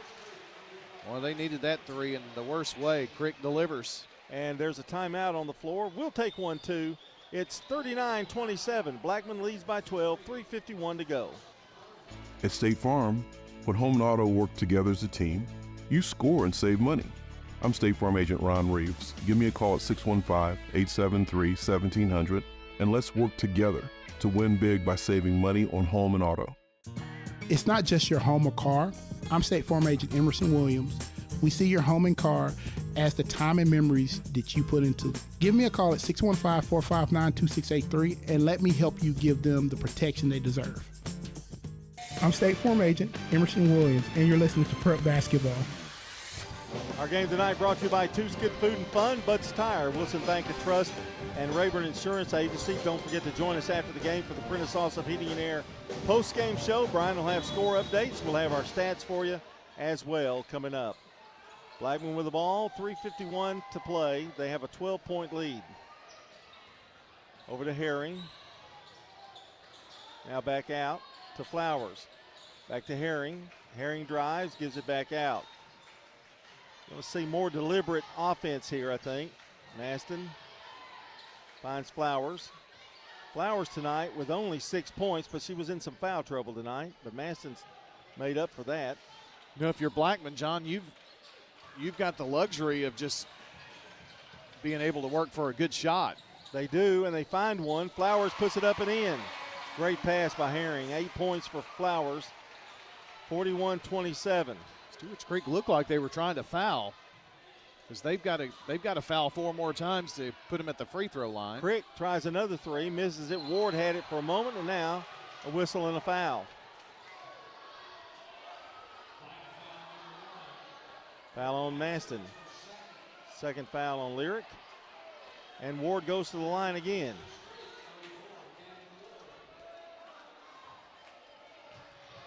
For those who weren't here with us at halftime, I had a halftime interview with Matt Bradshaw, who has resigned as the boys coach at Stewart's Creek to be the athletic director at Mount Juliet Christian, where his daughters go to school, and big opportunity there for him. So he'll be missed at Stewart's Creek. Free throw is up and good. 41-28. And now Stewart's Creek going to put full court pressure on Blackman. Just want to try to create some steals and maybe some easy buckets if they can. Maston in trouble. Long pass, O'Corey wide open. The layup's good. Well, that's how you beat a press. Well, she looked up and she was there, standing there alone. 43-28, 2:42 to play. Corey just kind of snuck down there and was wide open. Crick says, I'm going to pop one, misses the shot, rebound, hustled by Wilder. Wilder over to Crick. They get it down low, and the shot up by Van is no good. Rebound, Corey coming away with it. And now a whistle and a foul.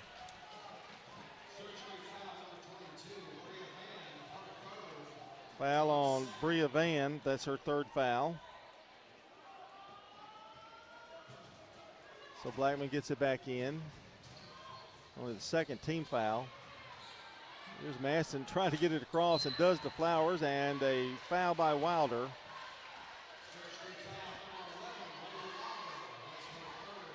Third foul on Wilder.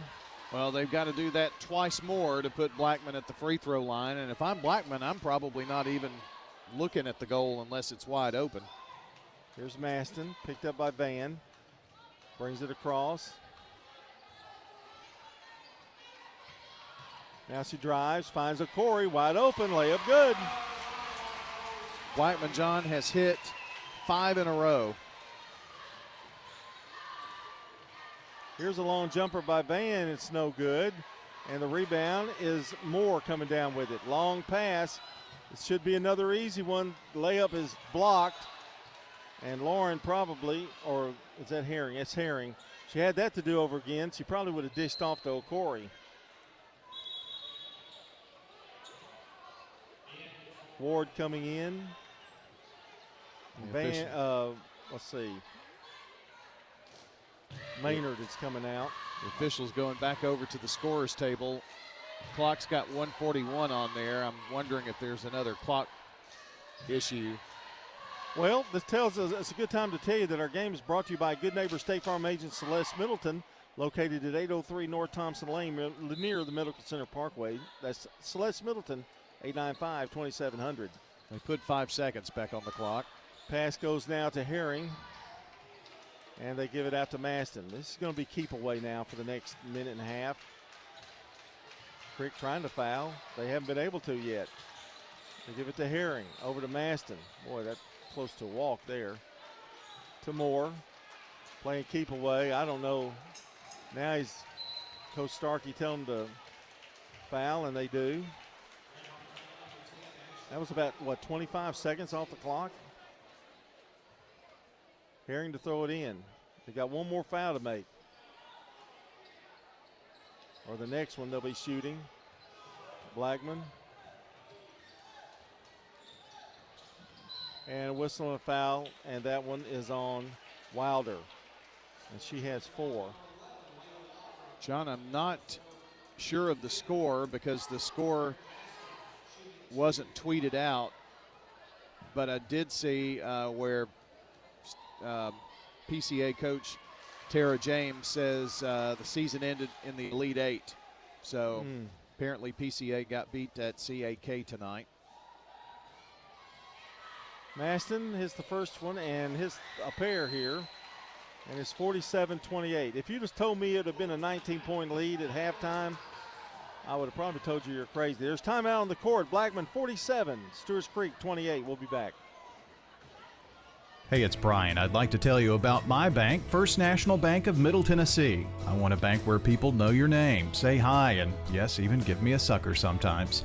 Every time I go in, everyone's got a smile. Everybody at First National Bank of Middle Tennessee makes you feel so special. You get the hometown feel of a small bank with everything you'd expect from a big bank. Don't get that at yours? Come on over with me to First National Bank of Middle Tennessee on Gateway and Memorial Boulevards. Member FDIC, Equal Housing Lender. What makes Murfreesboro so vibrant? Is it regular coffee dates on Main Street? Checking in on neighbors to be sure everyone's safe? Or cheering on your favorite team? At Murfreesboro Medical Clinic, we believe it's all of these and more. The hometown medical group that genuinely cares. We deliver quality primary and specialty medical care in our community. And as the official medical group of the MTSU Athletics, we keep students and staff healthy too. Learn more at mmclinic.com or call 615-893-4480 today. I'm State Farm Agent Andy Womack, and you're listening to Prep Basketball. Here's Stewart's Creek hanging on to the ball, and the shot's up and no good by Wilder. And the shot goes out of bounds. It's going to belong to the Red Hawks. 1:07 to go. We've got some unfortunate scores to report. Yeah, it's been a tough night. CAK beat PCA 46-42. There's Crick with a basket. That's Ashley Crick, who's up to 11 now. Stone Memorial beat Central Magnet 46-40. Say that again, Brian, I'm sorry. Stone Memorial 46, Central Magnet 40 tonight, so Central Magnet falls. 16-point lead here. Blackman's going to advance, and Stewart's Creek girls will be eliminated. We knew one Rutherford County team was going to get eliminated, but it looks like it's going to be more than that. There's a foul.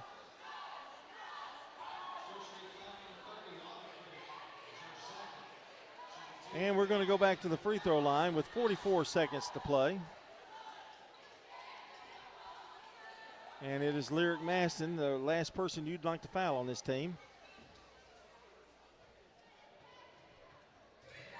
Free throw is up and rolls in and out. I jinxed her, didn't I?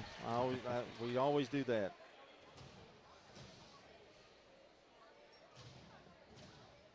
She'll get one more, takes a big deep breath, eyes it, pops it, good. Maston with 27 at least tonight.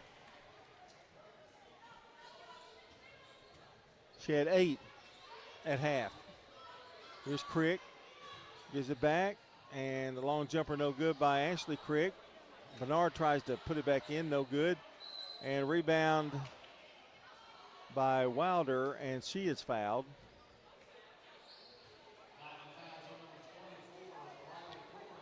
And Okori, I think I have her for 4.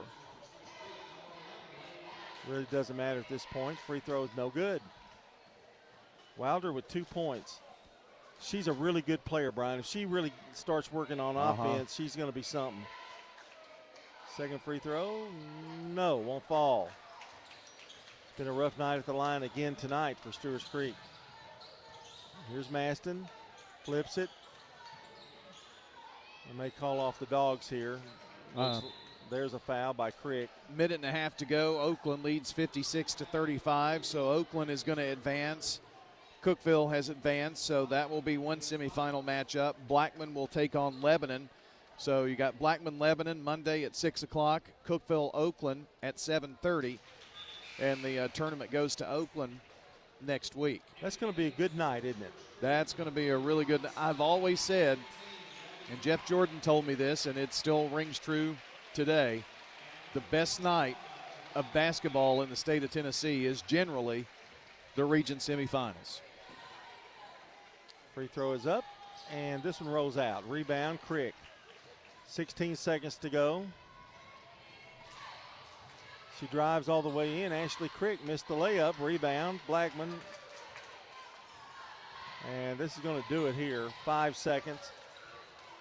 Herring just dribbling around, and that's going to be our final score here tonight.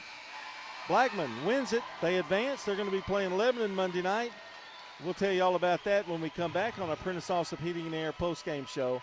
The final tonight, it's Blackman girls 48 and the Stewart's Creek Redhawks 31. We'll be back in 2 minutes. Hello, this is Lenny Farmer with Jennings & Ayers Funeral Home. Often when a man or woman finish pre-planning their funerals with me, I hear, "We should have done this 10 years ago." Or, "I thought about doing this years ago, but just never got around to it." Seems that we often put off the inevitable for ourselves. As one wise pastor put it, it's never too late to do what's right. Why not mark down on your calendar to call me to talk about your funeral needs at 615-893-2422. It's never too late. This is Amanda at Animal City, inviting your family to come shop with my family here at 919 Northwest Broad Street in Murfreesboro. We have a variety of toys to offer the necessary enrichment for almost any type of pet. Whether you're looking for a climbing tower for your ornamental shrimp, something to keep your hedgehog happy, or a kitty condo, you can find it here at Animal City. We carry products to make your life with pets easier. Come check them out at Animal City. Animal City, 919 Northwest Broad Street in Murfreesboro. Toots, good food and fun. Hi, this is Wade Hayes of Toots Restaurants. When I go places, people like to tell me their favorite menu item. One of the most popular is our catfish basket. Delicious fillets of catfish, fried golden brown and served over curly fries, or any side item for that matter. They're on our menu daily and on special every single Friday. At Toots Restaurants, our quality has not changed. Our portions have not changed. Our products have not changed. Here at Bud's Tire, we make buying Michelin tires simpler. I'm Allison Mitchell with Bud's Tire Pros. We offer a straightforward approach to service, including nationwide warranties with every purchase. Stop in today to see our full lineup of Michelin and BF Goodrich tires. For whatever you drive, Michelin and BF Goodrich have a tire to fit any need. Bud's Tire Pros, hassle-free, guaranteed. We're located on East Main Street, exactly 3 miles from the town square, 1 mile past Rutherford Boulevard. Visit us online at budstireprostn.com. Untangling your headphones, finding the right remote, saying goodbye to your favorite shirt that hasn't fit in 10 years. Why are simple things sometimes so complicated? Thankfully, with Auto Owners, insurance doesn't have to be one of them. Auto Owners works with independent agents who live in your community and answer when you call, so you can worry about more important things, like finding a new favorite shirt. That's simple human sense. Rayburn Insurance in Smyrna. Come see me, Rick Hall, at Rayburn Insurance in downtown Smyrna today. Online at rayburn.net. For more than 36 years, Wilson Bank & Trust has been proud to serve communities all across Tennessee.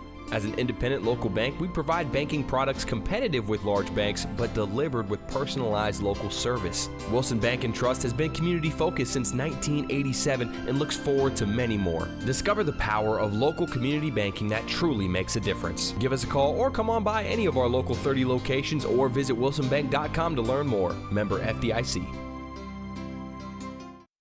I'm State Farm Agent Bud Morris, and you're listening to Prep Basketball. Welcome back to Blackman High School. It's time for the Prentice Allsup Heating and Air postgame show. Prentice Allsup Heating and Air services all major brands and in most cases offers same-day service. You can rely on the Ring Pro professionals at Prentice Allsup Heating and Air to keep your home or business comfortable year-round.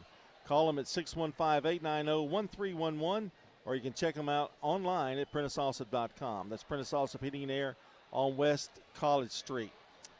Time to first, as Blackman girls win it by a score of 48-31. It was a tough one though, for at least 2.5 quarters in this one, as Stewart's Creek gave them all they wanted for that length of time.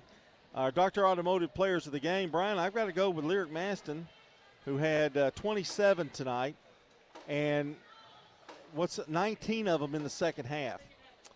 So great performance by her. She kind of broke out of that little shooting slump she was in. She had a really good second half, and Blackman needed somebody to have a good second half because the first half was just not it just wasn't there. And so I don't know. 11% in the first half, was that right? Or did it get well, better? that was the first quarter. They shot 19% by halftime, and they wound up shooting 35%. But, John, they were 7 of 10 in the fourth quarter. Yeah. So, I mean, they really turned it on in the game. Camden Ward had 12 for Stewart's Creek, along with Ashley Crick with 10, so we'll go with Camden Ward. Those are your players of the game. Dr. Automotive provides local car owners with excellent auto repair services from ASC certified mechanics and master mechanics. Brothers Danny and Randy Brewer and their staff at Dr. Automotive are fully equipped to serve your vehicle repair and maintenance needs. They're on Hazelwood Drive in Smyrna and online at autorepairsmyrna.com. Our Craig's Tax Service keys to the game, there were several little moments, you know. I think the third quarter, though, for Blackman pretty much put this thing away as they got hot. Shot, what'd you say, 7 of 10? Mm-hmm. And Stewart's Creek got cold. And as you mentioned, it was just a reverse of the first quarter, basically. The first and third quarters reversed for both teams. Any comment there? You good? Let's see. I wrote down a few notes. Blackman had a 9-minute scoring drought and were down by 11 in the first half. Then they go on an 11-0 run to start the third quarter, and they really never looked back after that 11-0 run. Well, you know what I used to always say, the better team comes out to play in that third quarter most of the time. Tax laws can be very confusing. It makes sense to get help with your taxes. Craig's Tax Service specializes in personal and business tax preparation, financials, and bookkeeping services. Give them a call today at 615-890-2233. And if you've missed part of the game, you can check out WGNSSports.com and tap on the Sir Pizza podcast button to download or listen. You can now order your favorite pizza online. I had some last night, Royal Feast. Oh, did you? Yeah. Man, I'm jealous. Didn't bring any to work this morning. Go to SirPizzaTN.com for carryout or delivery. Sir Pizza on East Main, South Church Street, and on Memorial Boulevard. We're going to take a break, and when we come back, we'll look at the stats. We'll update the scoreboard, and got big news around that Jennings and Ayers Funeral Home scoreboard as we continue here with the Prentice Allsup Heating and Air postgame show. Hi, I'm Lee Colvin, your Edward Jones financial advisor. And while you've heard the saying, slow and steady wins the race, that same concept can be applied to long-term investing. Investing a little bit at a time on a regular basis can really add up. We call this systematic investing, and though it doesn't guarantee a profit or prevent a loss, it's a way to take advantage of market volatility instead of enduring it. Give me a call, Lee Colvin, at 615-907-7056. Edward Jones, member SIPC. Our promise to you is to perform the correct service at an honest price. When you need commercial HVAC services, trust the experts at Roscoe Brown. Our technicians have the skills, knowledge, and tools to fix most commercial HVAC problems on the spot. When your Roscoe Brown technician arrives, they'll explain all your options way before starting repairs. That way you can make an informed decision before work begins. At Roscoe Brown, we're not happy until you're happy. Roscoe Brown. RoscoeBrown.com. This is a paid legal ad. Hi, this is John Day of the Law Offices of John Day. For more than 30 years, my team and I have worked hard to help injured people throughout Middle Tennessee. Over that time, we've helped thousands of people get the legal help they need when they've needed it the most. And if we're not able to help or aren't the right lawyer for you, we'll do the best to point you in the right direction. If you've been injured, call the Law Offices of John Day for a free consultation. And remember, there's no fee unless we win your case. We're at Rick's Barbecue on Warrior Drive, where, of course, they've got barbecue and smoked chicken, ribs, but they have other favorites. Our chicken tenders are delicious. We bread them here ourselves. We have so many different kinds of sides, and our nachos are really good and popular. I love the menu. I could literally eat here every day. Anne Marie Brents at Rick's Barbecue. We're thankful for the customers. We have a lot of regulars, loyal customers that come in, and when they come in, I already know their order. Bet you're hungry now. We'll see you at Rick's Barbecue, 212 Warrior Drive. Dr. Automotive is the cure for your car. Brothers Danny and Randy Brewer have been providing Rutherford County with ASE certified auto repair for nearly 20 years. You'll receive courteous and friendly customer service every time. Why? Because we grew up here and you are our neighbors. Foreign and domestic auto repair and maintenance on Hazelwood Drive in Smyrna, just off I-24. SmyrnaAutorepair.com. 615-220-0971. Just ask for Danny. It's a critical time in education, and we need experience on the Rutherford County School Board. That's why we need to elect Butch Vaughn to the school board in Zone 6. He brings experience as a public educator from his years in the classroom and as a coach to being principal at Central and Blackman Middle and Oakland High Schools. Butch Vaughn has also been in private education as the former headmaster at PCA. Experience counts, especially now. That's why we need Butch Vaughn on the Rutherford County School Board. Paid for by Butch Vaughn for School Board. Pryor Manning, Treasurer. I'm State Farm Agent Celeste Middleton, and you're listening to Prep Basketball. Yes, tonight brought to you by Fans Heating and Air, Winners Trophies, and JHA Company, Josh Houston and Associates. Final score tonight, 48-31. The Blackman girls win it, and I know you guys are waiting for us to get that Jennings and Ayers Funeral Home scoreboard to you, and we are going to do that. But first, we do the stats. Scoring-wise for Blackman tonight, Lyric Maston with 27, Kaylin Flowers with 9, Tashana Moore with 3, Corey had 4, Katie Stevens with 3, and Amaya Herring with 3. Only 2 First Bank 3, no, make that 3. Maston had 2 of them, and Katie Stevens had the other one for Blackman. For Stewart's Creek, Layla Wilder with 2 points. Jada Bernard did not score tonight, but she had a ton of rebounds for the Red Hawks. Camden Ward with 12 points. Ashley Crick hit a couple of threes, First Bank threes for the Stewart's Creek. She wound up with 11. Autumn Crick had 3, and Bria Van had 3 points. That's the individual scoring. Brian's got the team stats. Well, I have the rebounds at dead even, 27 apiece. So really a pretty even night there on the boards this evening. Let's see, free throw shooting, 6 of 10, 60% for Blackman. 9 of 19, 47% for Stewart's Creek. A couple of things for Stewart's Creek, 18 turnovers tonight, and that's a bunch. They had 11 in the first half, but the third they had 6 turnovers, only turned it over once in the fourth quarter, but the third quarter was the pivotal point in this game. Blackman turned the ball over just 4 times tonight. After shooting 19% at halftime, Blackman ends the game 35% shooting, 20 of 57, and they had 2 First Bank threes. They attempted 22 additional shots than Stewart's Creek tonight. Stewart's Creek, they had 40% at halftime, 6 of 15, but a very cool second half. They only had 4 field goals in the second half. 2 of those were threes, First Bank threes, 10 of 35, 29% shooting for the game for Stewart's Creek. So 16 extra shots for Blackman in the second quarter alone. Another stat, Blackman, after a 9-minute scoring drought in the first half, they're down by 11. They have an 11-0 run to start the third quarter, take their first lead They had a 17-4 third quarter and win it tonight, 48-31. It was 11-4 Stewart's Creek after the first quarter, and it was 16-13 Blackman. Blackman had kind of clawed their way back in close there, but Stewart's Creek had the halftime lead. But certainly Blackman turned it on in the third quarter, led the third quarter by 10, 30-20, and win it 48-31 tonight. All right, Brian, it's time to update, and I know everybody's been waiting for this, Jennings & Ayers Funeral Home scoreboard. Those stats, by the way, brought to you by Fans Heating and Air, Winners Trophies, and JHA Company, Josh Houston and Associates. Well, we've got all the girls' finals in tonight, so just remember the winners tonight, they move on and will play Monday night in semifinals. And if the teams lost tonight, their season is done. So, of course, Blackman 48, Stewart's Creek 31. It was Oakland a winner over Wilson Central, 56-38. So Oakland moves on.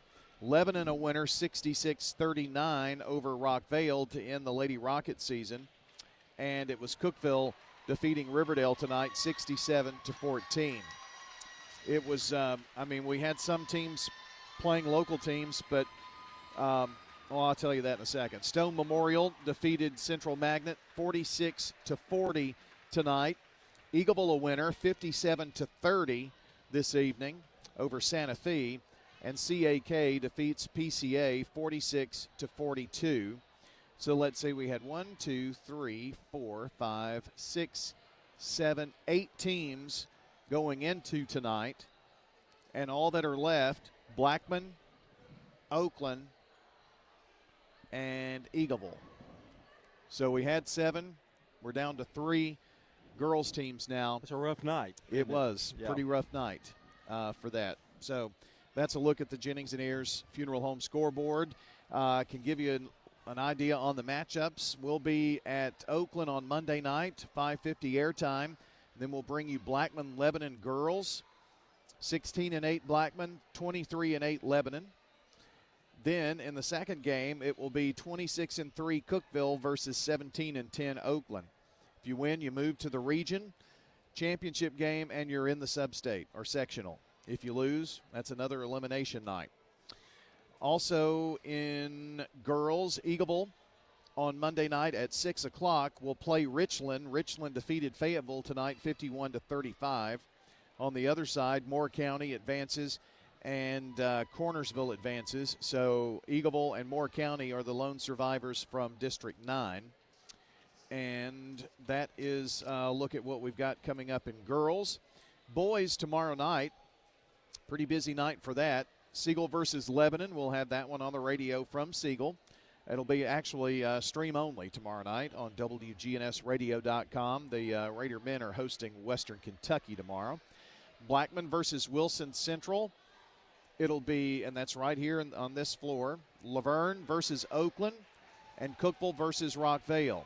Central Magnet will play Stone Memorial, the team that beat the girls tonight, coming to town, and boys too.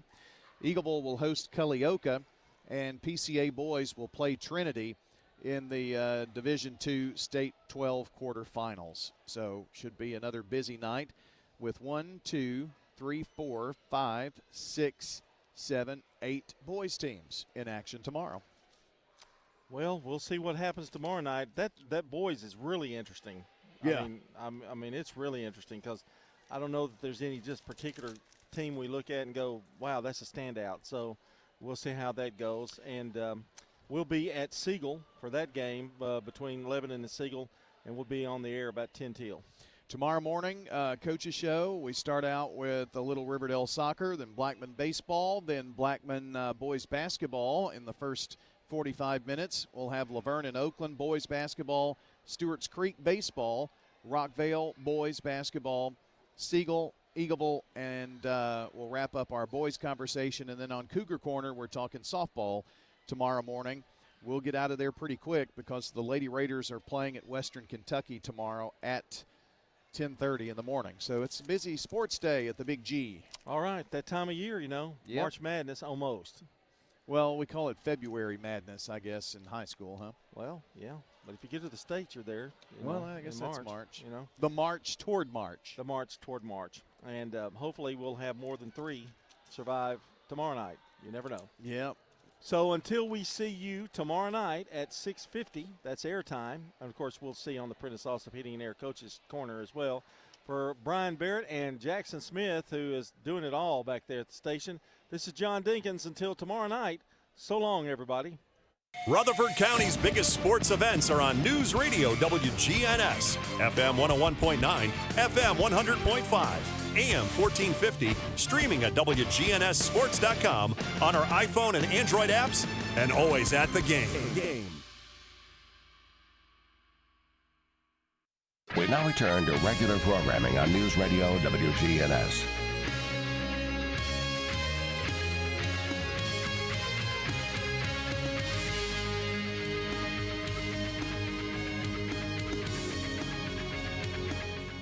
Where there's, evil as well too.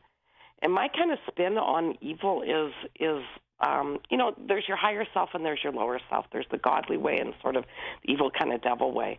When you're doing good, when you're a good person and helping other people and living your best life and stuff, I feel like you're on track with your life. When you're happy, that's the godly way. And then there's your lower self, the evil self, commonly known as the ego.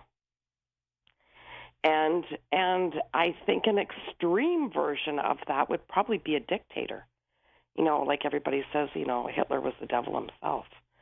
So I do think, I don't know about hell in particular, but I do think evil walks among us. But if there is evil, there's got to be a place where evil exists, don't you think? I guess, yeah. I think you're right. I do. I've never experienced it. Thank goodness, I guess. I guess so. I can only talk about my own experience, but I've never experienced it. And I can honestly say I've never channeled a spirit that was in a bad place. Maybe they just don't come to me. Maybe I'm well protected, I hope, because I couldn't do this work if it was going to take away from my life at all. But every soul that I've ever talked to, even if they had a difficult time here on earth, weren't the greatest person or whatever, it feels like they're healed and they're in a good place. But I'm with you. Like, I think how it works, where there's off, there's on, there's light, there's dark, there's good, there's bad. But as far as hell or whatever, it's not anything that I've ever experienced. Have you ever been bothered by spirits where you can't get anything done or you can't sleep? They just keep bothering you? Maybe not so much that I can't sleep, but I will get a spirit, and it's almost always one that I'm familiar with. Like, I've read for their family or something, and they'll be on me, to contact their loved one. I had I know a young girl who passed away in a car accident at Christmas time one year. And I know a number of years ago, I think she was 19 or 20. Oh. And I know this. I read for her family often. Well, it was about a week before Christmas. This was 2 years ago, and I had her around. Charity is her name, and she was like, all she kept showing me was dipping chocolates. And I'm like, okay, it's Christmas time. Her mom's probably making chocolates. But it was so daunting, and I was like, oh, my gosh, I got to phone her mom. So I phoned her mom, and I said, Charity's around. I know it's Christmas time. I know this is the time of year that she passed. I said, but all she keeps showing me is dipping chocolates. I said, what are you getting ready for Christmas? And she burst into tears. She goes, oh, my goodness. She said it was the anniversary of her passing last night. We all got together and had a chocolate fondue. I said, that's it. How about that? I mean, what are the odds of that happening? Merry Christmas. I know. How would I know that? And then I was like, there you go. There's your Christmas message from your daughter. Merry Christmas. I'll talk to you after.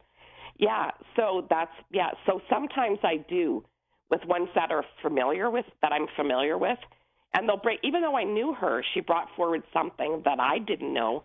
She got me to phone her mom and wish her a Merry Christmas and tell her that she was there. Kim, from the moment one dies, explain to us the process of what happens to them. What are they witnessing? What are they seeing? What are they participating in? I don't remember in my own previous lives or anything like that. I have a few clues of maybe what I did. But because when I had out-of-body experiences and visited heaven, I didn't go through the white light or anything like that because I was just visiting. But I think that that's part of the process. You go through the white light. You leave your body, obviously. It's like an invisible umbilical cord that you have that sort of gets disconnected and you're back on the other side. But I know when I saw that classroom that doing life reviewing everything you did down here you came to do is part of the process of crossing over. And you also feel what you made other people feel. Do you know you're that's dead? Part of the learning process. Do you know you've died? I believe so. Oh, sure. I believe so. I think we're all in a bit of a fog down here. I think I do. I think we pretty much forget everything at birth. It's a dance between remembering and forgetting is what we're doing here. Because we all come here to learn, right? I think everybody pretty much agrees with that. Earth is a big school. We're all taking different classes. We're all learning different lessons. There's no mistakes in life, only lessons. But lessons are repeated till you get them.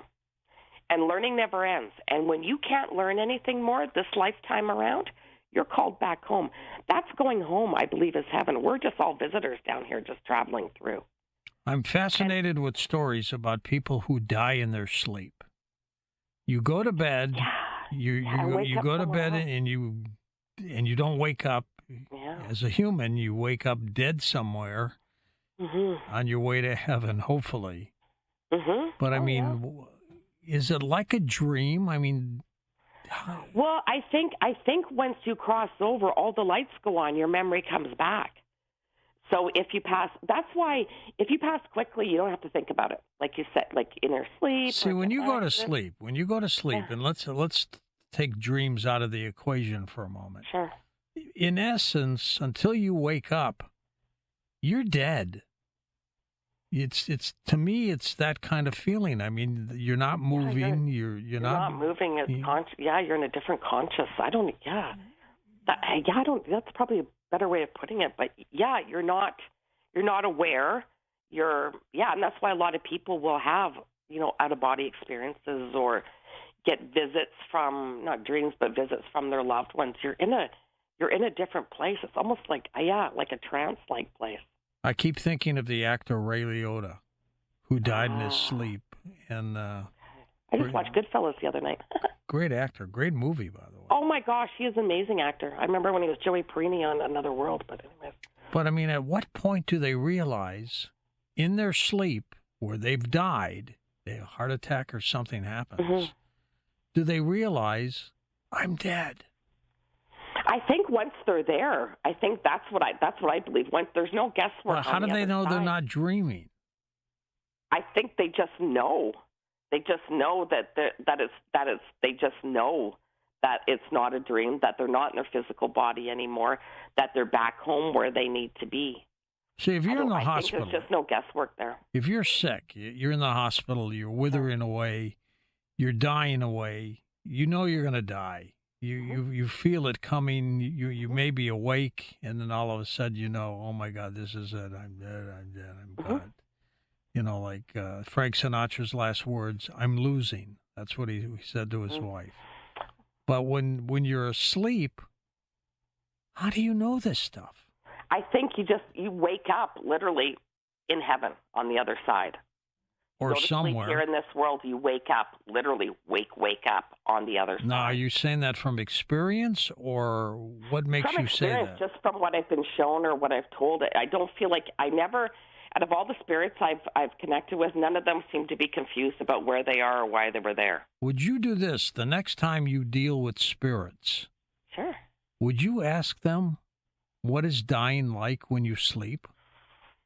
Sure. I'll see what. Sure. I know. I know when you pass slowly. I've had enough that the veil between this world and that world starts to thin out. Because I think most people believe this isn't it.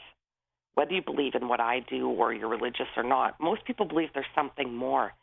But when you're passing slowly and your bags are packed and you're ready to go, the veil between this world and that world starts to thin out, and your memory starts to come back.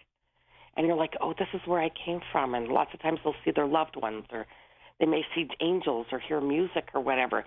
And your memory starts to come back, and you start to remember where you came from, and that you were only here visiting. It was a temporary thing. And then it makes it easier for you to let go and to cross over and go to where you need to be. Dramatic. What about being met by our loved ones? Sure. Maybe that's what happens when you die. Oh, I believe so, 100%. Especially, I think almost if your mom has passed before you, it's almost always your mother who comes for you. Obviously, if she hasn't passed before you, that's not the case. But if she has, it almost seems it's always your mom. And I think it's because, they bring us into this world. So they come to take us out. And if your mom comes and puts her hand out, of all people, you know that you can go with her. Even though your memory starts to come back, you know that you can go to her and she's only going to take you to a good place. And then you reconnect with everybody. I mean, your obvious ones, for sure. And then the not so obvious ones. Maybe you had a great neighbor or you know what? I woke up and in my 20s, for a little bit of extra money, I used to help this beautiful German couple this woman clean her house on Saturday mornings. She passed away a long time ago. I got up in the middle of the night to use the bathroom about 2 weeks ago, and I heard her name, Mrs. Lukey, like it was screamed at me. It was like, Who screamed it? She did. I heard her name, Mrs. Lukey, and I was kind of half dazed because I was half asleep. She screamed her name? She screamed her name to let me know that she was there, and I was like, oh. It caught me off guard. I said, okay, hi, Mrs. Lukey. And she was a lovely woman. She's been passed for a long time. It was just kind of random. And I used to, like I said, for about a year, I used to go on Saturday mornings and help her and her husband clean the house. What do you think of the Akashic Records? The what? Obviously, you don't know what that is. No, I don't. You don't, the Akashic, your book of records when you die. I kind of heard of it. I'm not that familiar with it. It's not anything that I've been shown or anything like that. What about guardian angels? Oh, for sure. I saw an angel once. I believe guardian angels are like calling 911. With or without wings? I did not see wings. Good question. I did not see wings. What I saw her face clearly, and it was a perfect circle. And it was like a stone pale gray. I could see her face really well. Very little expression. I had no wings, but what I saw around her was like big bands of like white cloth or ribbon or what, and it was just kind of floating all around her.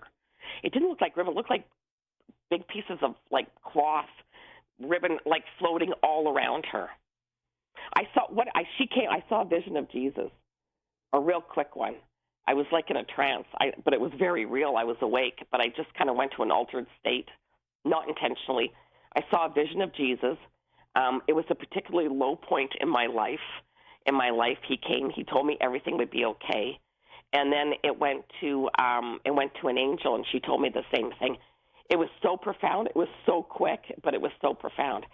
And I remember thinking, I mean, it was a low point in my life for sure, but boy, there was a lot of people in the world a whole lot worse off. I wasn't drinking out of a mud puddle in Africa or something like that.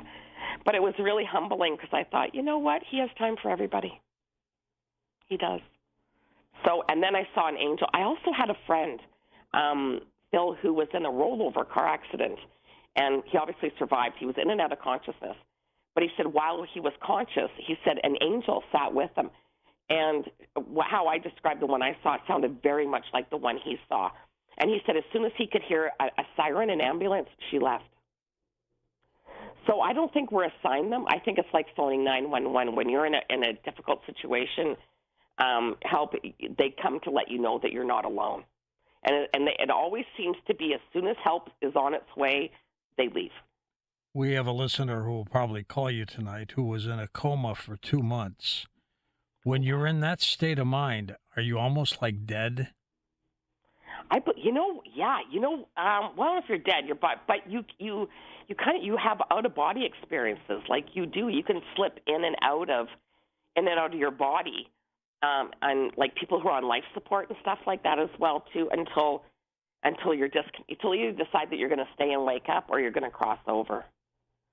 I had a friend whose dad was in a coma and lived in a different province. I'm in Canada, in a different province. And her sister was visiting him. He was in a coma. He came out of it. And he talked about his other daughter and just made a comment. He said, oh, she spilt beer all over the deck. And she thought, I don't know what, he's delusional, doesn't know what he's talking about. She talked to her sister, and she did spill beer all over her deck. She dropped a case of beer. She's like, how did Dad know that? So he had an out-of-body experience and witnessed that, came back in and told his other daughter about it. We're going to take calls with Kim Dennis next hour, and I understand that you'll basically do readings for people if they want, but you want a specific question. It doesn't have to be about the dead. It could be about anything, right? No, about anything. Yeah, about anything. Yeah. Relationships, jobs, whatever, but a specific question. A specific question, just like, boom, give them the answer they want, hopefully. All right, Kim Dennis with us. She's a clairvoyant medium, and her website is linked up at coasttocoastam.com. Since you've been doing this, Kim, since you said as a little girl, what has been the most remarkable thing you've been through? That I've done, or? Well, that you've been through. Well, probably visiting heaven, visit with Jesus, being able to help people. I mean, being able to help people with their grief is amazing. I feel so blessed to be able to do that, to narrow the gap, to let people know that their loved ones aren't as gone as we think that they are. You know, as we all get older, we always feel like that same young person on the inside. That's you. That's your soul, the person you have the inner dialogue with. And when I talk to people like that, it seems to give them comfort. It's tangible. You know, it's tangible. And being able to tell them little things to let them know that their loved ones are around. I don't know. I can just, when I see them, especially in front of me, I can see a lot of healing taking place. What did you like the most about heaven? Oh, boy. I don't know if I can choose one thing. The feeling of it, seeing my grandparents, probably. Seeing that they were okay, that they were still with me. Knowing that we do survive this, it was comfort. It was so I could tell people I saw it. If they want to believe me or not, I saw it. You know, it's not just pie in the sky. There's just so many blessings that come with this gift. My cup runneth over. Did you feel blissful? Yes.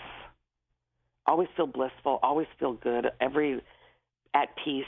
I've been caught off guard by seeing a spirit or something like that. You know, just like but I've never ever felt scared or threatened or anything bad whatsoever. I've been caught off guard. It's like, ooh, hello there. Did you want to stay and not come back? No, that didn't occur to me, but I can see why people who have visited heaven have felt that way. Maybe it's because I was younger. I don't know.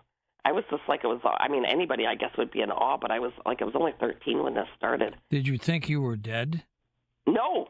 You know, it's funny. It never occurred to me that I was dead, and I wasn't even scared leaving my body. And when I look back, it's curious to me. It never occurred to me, and maybe because I had so many where I didn't go anywhere except around my house and my room and stuff like that. And even when I visited heaven, it never occurred to me that I was going to stay. All right, we're going to come back and take calls with Kim Dennis, and like I said, she will do readings for you, generally questions with something specific. Find out more about tonight's guest. Log on to coasttocoastam.com.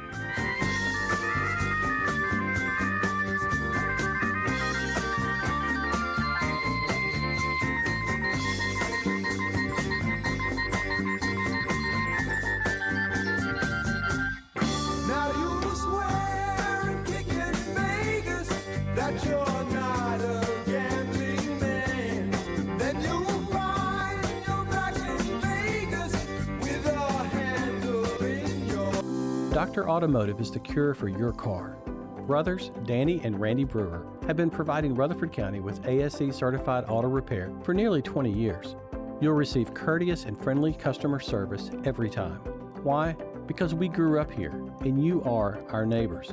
Foreign and domestic auto repair and maintenance on Hazelwood Drive in Smyrna, just off I-24. SmyrnaAutorepair.com, 615-220-0971. Just ask for Danny.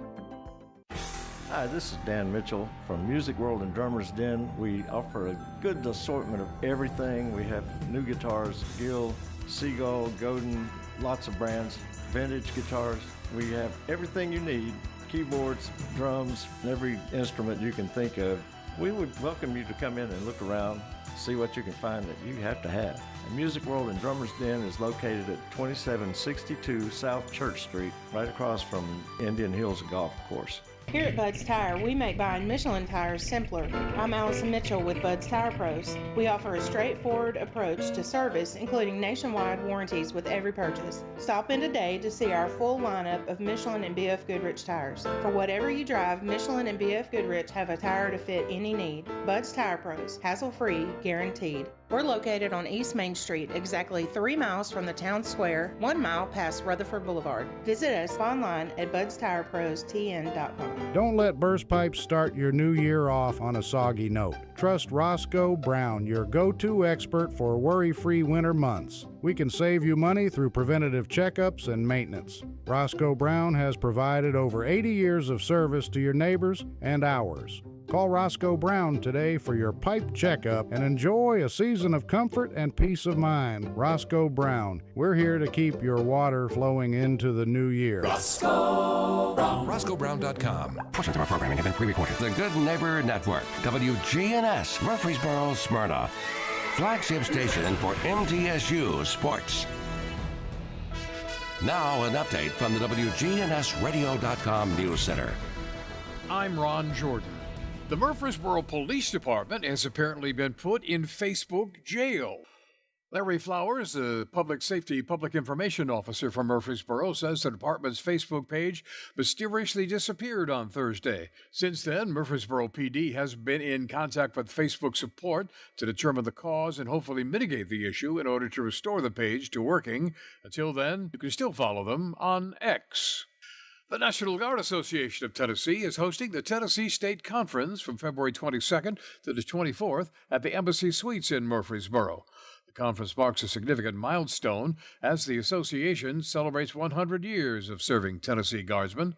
Established in 1924, the National Guard Association of Tennessee has led the way in securing parity with the active component in terms of staffing, equipment, and benefits for soldiers and airmen. Serving as the primary advocate in Nashville, the association educates the General Assembly on the roles, capabilities, and needs of Tennessee's National Guard. Registration is now open for the Tennessee Workers' Compensation Educational Conference, June 12th through 14th, at the Embassy Suites by Hilton Nashville Southeast, Murfreesboro. Early bird registration is currently underway until April 30th, offering a discounted rate of $400. After that date, the regular registration of $450 will apply. The 3-day conference will feature a diverse array of breakout and general sessions. Topics to be covered include artificial intelligence, case law updates, ethics training, workers' compensation basics, and other topics. To get more information, we have a link. Just follow it on our website, WGNSradio.com. I'm Ron Jordan reporting. The Good Neighbor Network, on air and online at WGNSradio.com. Rutherford County's most trusted source for local news. CBS Radio News. This is CBS News on the Hour, sponsored by O'Reilly Auto Parts. I'm Jennifer Kuiper. Reproductive health comes up on the campaign trail ahead of tomorrow's South Carolina GOP primary. It stems from the Alabama Supreme Court ruling that embryos can be considered children, which has prompted some facilities to pause in vitro fertilization procedures. Former President Trump calls on the Alabama legislature to find an immediate solution to preserve the availability of IVF. CBS's Robert Costa reports. Former UN Ambassador Nikki Haley aims for a breakthrough in her home state. A national reckoning over the Alabama Supreme Court's ruling on in vitro fertilization is upending the final hours of the South Carolina primary. How should Republicans talk about IVF treatments? What I will say is, don't have a knee-jerk reaction over this. We want to make sure embryos are protected. This decision needs to be decided between the parents and the physicians, no one else. Government doesn't need to start intruding into this. A suspect is in custody tonight in connection with the death of a University of Georgia Athens nursing student. CBS's Mark Strassman reports. Late this afternoon, police announced they had a murder suspect in custody, but gave no other details. Friday felt different here, edgy for many. All day, police scoured this apartment complex, and Friday classes were canceled. So definitely a fear factor for Georgia students like Haley Pearson and Addison Turkin. Everyone's just in their dorm or went home, and it's just a quiet, eerie feeling. A jury in Manhattan has found the longtime former leader of the National Rifle Association, Wayne LaPierre, guilty of fraudulently spending millions of dollars of the organization's money. CBS's Errol Barnett says LaPierre has to repay more than $4 million. Some of the witnesses were former NRA executives and board members who said that when they raised problems and issues with accounting practices, they were rebuffed or they were dismissed. And so in the end, the jury did find, in fact, that much of Wayne LaPierre's behavior as the man running the NRA went beyond what policies would allow. Russia's invasion of Ukraine enters its third year tomorrow. Ukraine's president says his forces face critical shortages of supplies on the battlefield. CBS's Charlie D'Agata in Ukraine. The Ukrainian president, Volodymyr Zelensky, laying wreaths for the war dead at a cemetery in the western city of Lviv. Senate Majority Leader Chuck Schumer and a visiting congressional delegation also paid their respects. And we saw the faces of the brave men and women who had lost their lives. And pledged to push through the $60 billion aid package stalled in Congress. This is CBS News. Think O'Reilly Auto Parts for all your car care needs. Get the parts and service you need fast from the professional parts people at O'Reilly Auto Parts. Prescriptions require an online consultation with a healthcare provider who will determine if appropriate. Restrictions apply. See website for details and important safety information. Subscription required. Price varies based on product and subscription plan. Hey guys, did you know there's a generic form of Viagra that works just the same, but is 95% cheaper? And you can get it online? Just go to hims.com/joy. Through Hims, you'll get a free medical consultation, discreet shipping if prescribed, a 100% online process, and trusted generic alternatives to the name brands at up to 95% off. That's right. Get generic for Viagra, the same active ingredient as brand name Viagra, but for 95% less. It's the same medication, still prescribed by a licensed medical provider, but with zero copay, no expensive appointments, and no awkward face-to-face conversations. To start your free online visit, you need to go to this exclusive address, hims.com/joy. That's hims.com/joy for your free online visit. HIMS.com/JOY. Good neighbor weather. Well, mostly clear skies tonight and low around 40. Saturday looks mostly sunny for a high near 50. Saturday night will be mostly clear for low around 26. I'm meteorologist Michael Cotter on News Radio WGNS. Right now it's 53 degrees. Premier 6 Theater on Broad in Jackson Heights. Let's all go to the movies. Check out what's showing at murfreesboromovies.com. Popcorn popped fresh daily. Movies at the good old premises. Premier 6 on Broad in Jackson Heights.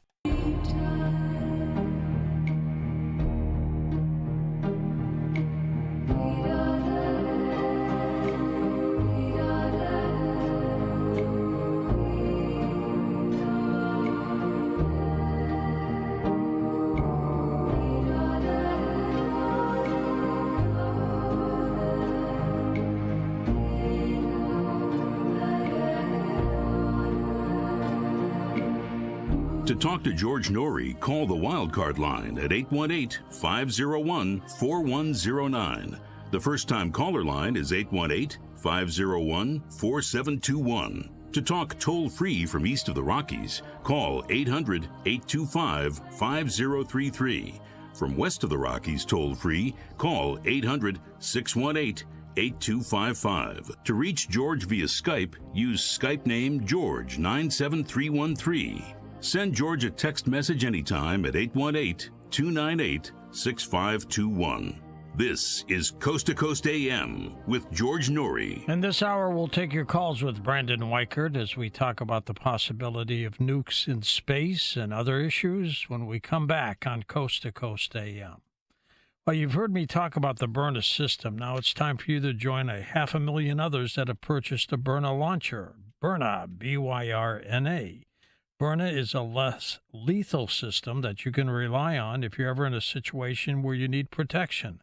It's legal in all 50 states, no background checks required, and it's shipped right to your door. We need to start with less lethal, and the Byrna system is the best alternative to deadly force. The Byrna system fires powerful deterrents like tear gas and kinetic ammo, and the government agencies, even police departments around the country, rely on Byrna as their go-to less lethal option. It works for them, it'll work for you too. Check out their 14,000 4.5-star reviews. Byrna is proudly American, manufactured in Fort Wayne, Indiana, and they ship directly to your home. Visit Byrna.com/George now for an exclusive 10% discount. That's BYRNA, Byrna.com/George.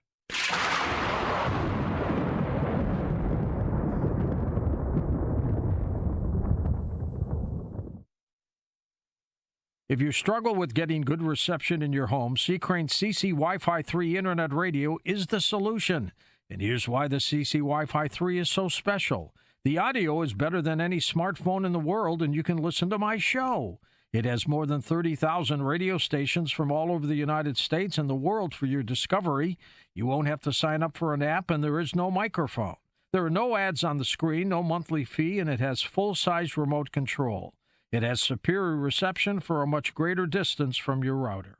You can get the CC Wi-Fi 3 by calling C-Crane at 1-800-522-8863. Once again, that's 1-800-522-8863, or you can visit C-Crane online at ccrane.com.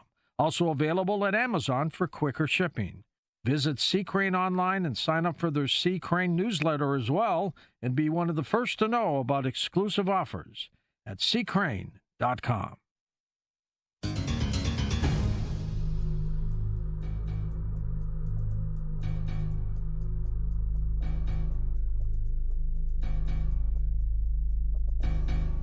And welcome back. Brandon Weicher with us. His website is linked up at coasttocoastam.com. Brandon, do you know what kind of planet we could have if these leaders would just decide to do things constructively for the benefit of mankind? It's almost impossible to think about, because every chance they have, they usually do things that are highly destructive. And I think that's the result of the political systems that our leaders have to come up in order to become our leaders. It teaches them to be very cynical, craven, crass, and manipulative, all the negative aspects of humanity. And so I think the expectation that they would suddenly reverse course and do the right thing, as you and I or any rational person would perceive it, I think is a bridge too far, because the systems, whether it's America's system, Russia's, China's, at the end of the day, it favors the more sociopathic elements of human nature. Do you think there's another motive behind our government releasing information about their concern about Russia and nukes in space? Again, I come back to, and I harp back to the possibility that it's a no-brainer to have thought this a long time ago. Right, and remember, this is. I mean, you were around in the Cold War. You know that these were concerns back in the '80s, and remember with Star Wars, with Reagan's Strategic Defense Initiative. This is nothing really new, and I can't help but also to have a degree of incredulity after having lived through WMD not being in Iraq. I can't help but to have a degree of incredulity when I saw John Kirby, the White House National Security Council spokesman, come out and make the claims that Russia was getting ready to launch this as yet to be specifically identified weapons system, and yet it was such a caustic announcement. It couldn't help but to galvanize people on Capitol Hill into taking extreme action. And what was the extreme action? It was they were making these announcements about this weapon system right around the time Congress was dragging its feet on sending tens of billions of more dollars to Ukraine. And so, I used to work on the Hill. I used to work in political campaigns. I used to be one of the craven people, behind the scenes. And I can tell you that absolutely, if you want to goose funding from recalcitrant members of Congress, you just scare the bejesus out of them in public. And what a scary prospect, nuclear weapons in space by Russia. That'll get the money going, and I can assure you, I'm sure that was a discussion that was had by the Biden White House, which very much wants this money to be flowing. Good point. Let's go to the phones. Mark in Baltimore to get us started. Welcome. Hey, Mark. Hey, thank you very much. I really appreciate that, Mr. Weichert. It's great to have you on the air. I've been wanting to, ask you a question for a long time. Really appreciate that. Thank you. I'm a military veteran. I'm credentialed enough simply to preface my question by letting you know that you're talking about EMP and MAD, mutually assured destruction, space war. When I took notes before my call, I thought no, because I spoke to my source at the Pentagon, who happens to work at the Department of Energy, and I asked this particular individual about that MAD, EMP, because supposedly we're supposed to have a NATO treaty, even though the Russians and the Chinese and other terrorist countries are not a signatory on the MAD treaty, mutually assured destruction, EMP. And, I was told, and this was the exact words, I asked my source about, this type of possibility, these scenarios that you speak about, and certainly I consider them also possibilities. That's why I asked, and I was told, well, we've got tabs on that. We've got tabs on that, because even those enemy countries are certainly well aware of MAD and its ramifications. So I would just ask what you might have to say about that. Yeah, no, that's a fair point. In fact, this has been an ongoing debate within the Pentagon even before the creation of Space Force, which was, what is the proper doctrine for space warfare practitioners in the United States military? They settled ultimately on what's known as space superiority, which, and I talk about this in the book, which is basically an eye for an eye, mutual assured destruction. We will sort of hang back and wait for a rival to attack our satellite networks, and then we will respond in kind.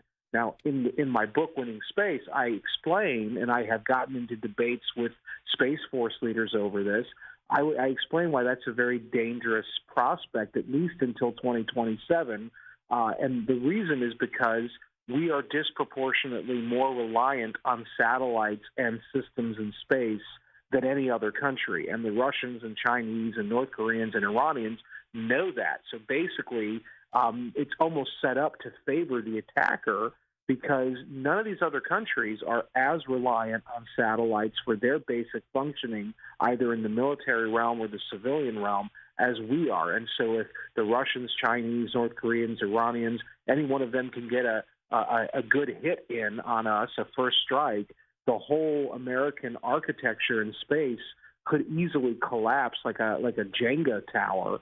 And it would basically ensure that within half an hour, the U.S. military prowess on Earth is completely degraded to the point that any one of those countries could run roughshod over targets in their neck of the woods. And so what I've been arguing for is space dominance, which is a more forward-leaning, compelling strategy for protecting our current space architecture from attack, and then putting our own systems in orbit that would deter other countries from even thinking of threatening those American satellites in orbit that are so vulnerable. But unfortunately, the U.S. government, the military, has settled on this sort of hang back and wait for them to hit us. And until 2027, it is likely that, for instance, China won't be anywhere near as reliant on space as we are until another few years. Russia is purposely avoiding being reliant on space the way we are, because they rightly understand that the satellites may provide great strategic benefits on Earth, but if they're lost, becoming reliant on them could mean complete defeat. And so the Russians have purposely avoided that. And so this is the real issue here. It's a doctrinal one. And I think the Pentagon is very wrong to kind of have that defensive mindset. It works on Earth, but in space it's a totally different game, and we're not playing it very well. I'm going to be ticked off, Brandon, if they take off my GPS system. You know what it's like to drive in L.A. without that? Well, to be fair, George, I haven't used a map for driving probably since I was 18, and so I would have to really kind of, remember how to do things. In fact, it isn't just you and I.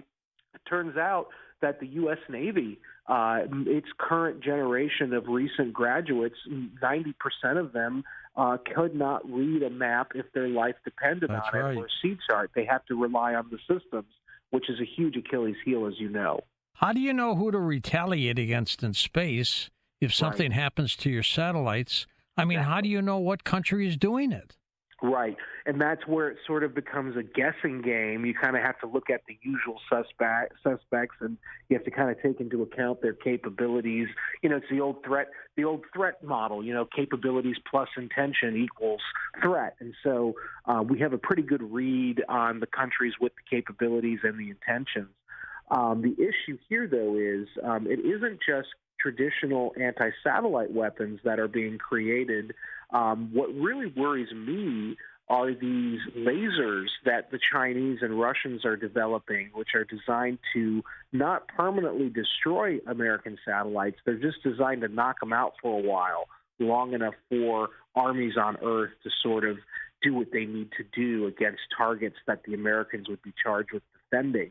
And that system is very worrisome because that difficult, because basically when you fire this laser at an American satellite, most American satellites, particularly military satellites, are designed to shut down if their optical gear or their communications gear are fried, and they sort of pivot around toward the sun, and they kind of open up their solar panels to try to recharge quickly and try to reestablish contact with the ground operator. And during that entire window of time, basically that satellite network is taken down, and that could take a half hour to repair or several days. And in the meanwhile, or weeks, in the meanwhile, the Chinese or the Russians who deployed that laser can do what they need to do on Earth militarily. And meanwhile, the Washington has no idea that it was actually an enemy country and not just some natural phenomenon like a solar flare.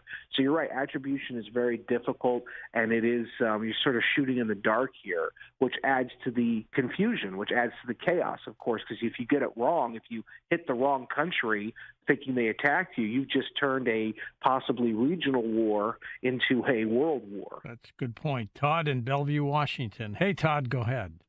Thank you, George and Brandon and Mr. Dan Heiser. Now, I would like to ask you about the prophecy that G.I. Joe made with Star Brigade 30 years ago. Now, with the Star Brigade series, he was fighting Destro and Cobra Commander in space. And I'd like to know if, when you were with the Pentagon, did you have any involvement with Hasbro and G.I. Joe in designing their products? No. Putting it bluntly. I'm sorry? Must have been intriguing, though, huh? Yeah. It's certainly. I grew up on those toys, so it would have been fun. I've never had anything to do with that. Did any futurist scientists, writers ever conceive of what's happening today? Depends. I think various aspects of our existence today have been sort of, envisioned. Isaac Asimov or Philip Dick, but I think also there was a great book that came out in 2006 called Space Wars, and it was about the first 2 hours of an actual space war between the United States and I think Russia or China. I haven't read it in probably 15 years, but that was a great fictionalized prediction of what I think the period we're entering into, which is that the wars on Earth are quickly progressing upwards to the cosmos. Do you feel the tension that's on the planet right now? Oh, yeah. I mean, just by nature of the fact that I'm a consultant for the Pentagon, and I write about these issues at various publications, and I have a lot of contacts, in that national security world. This is certainly, to me, reminds me of the build up to World War I.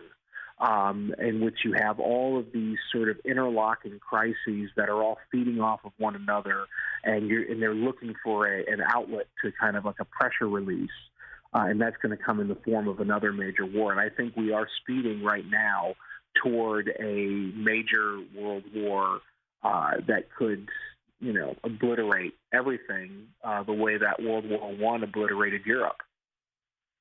Alexandria, Louisiana, we go. Cornelius is on the wild card line. Hello there, Mr. White.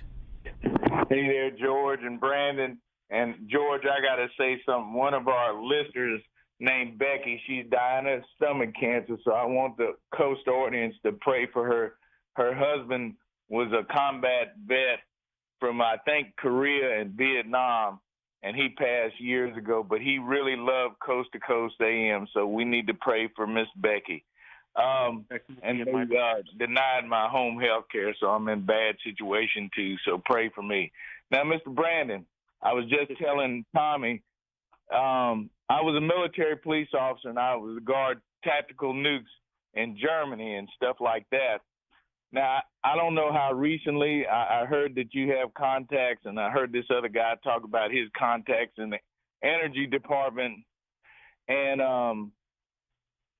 I believe with us and the Israelis, we have designed a mobile laser launcher system and stuff. And then, of course, we have our ground-based laser launcher centers and stuff on the East Coast and West Coast to intercept either hypersonic missiles or, regular sonic missiles and stuff.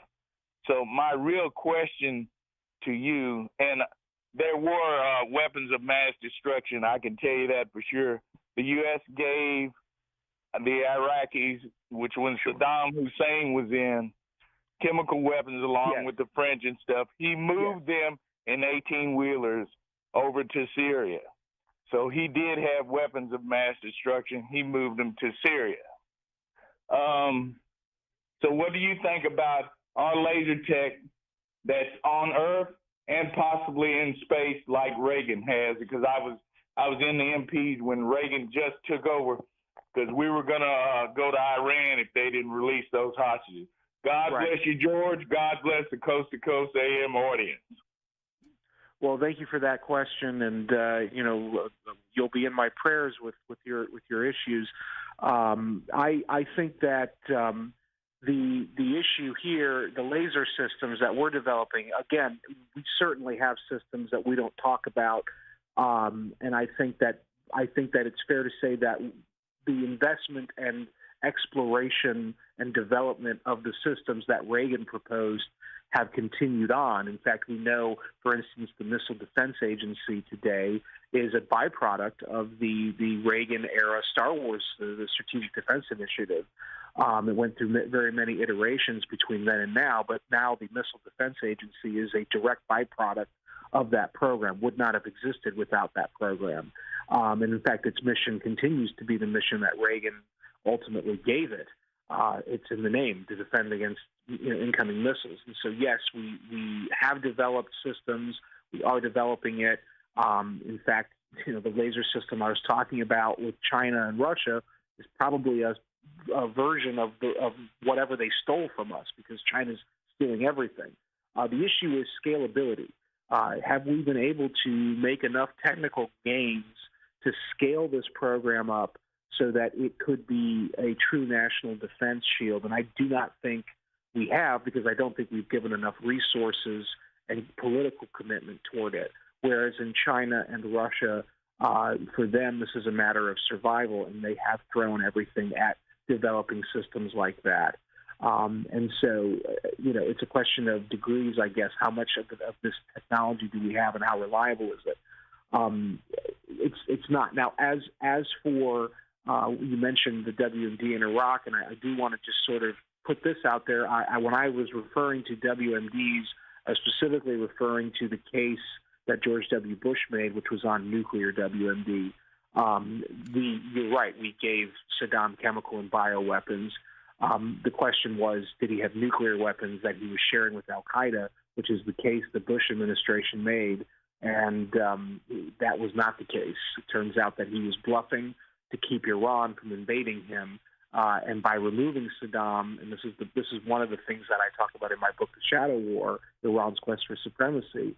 By removing Saddam, we actually released Iran, the true enemy of ours in the region. We released them from their containment, and now there's a direct line from the George W. Bush invasion of Iraq and what's going on in Israel today with Hamas, because Hamas is a proxy now of Iran. And so Iran is causing chaos everywhere in the Middle East because of the false intelligence on Saddam's nuclear WMDs and the claims that he was working with Al-Qaeda, which he was not, and he did not have the weapons in question. Yes, Saddam was, in a very strange way, was a systemized area of keeping stability in the Middle East, wasn't he? Yes, I always told people that, in 2003, George W. Bush looked at Iraq sort of like the way the Americans looked at the Philippines in 1904. It's another place to extend our power to. But in fact, it's going to end up being a lot like Belgium, the way the British viewed Belgium in World War I. It's a buffer zone. Brandon, we're going to take a short break and come back and take final calls with you in a moment on Coast to Coast AM. The Coast website is now conveniently optimized for mobile devices. If you're a Coast insider, you can listen to live and past shows right on your phone. Just visit coasttocoastam.com on your iPhone or Android browser.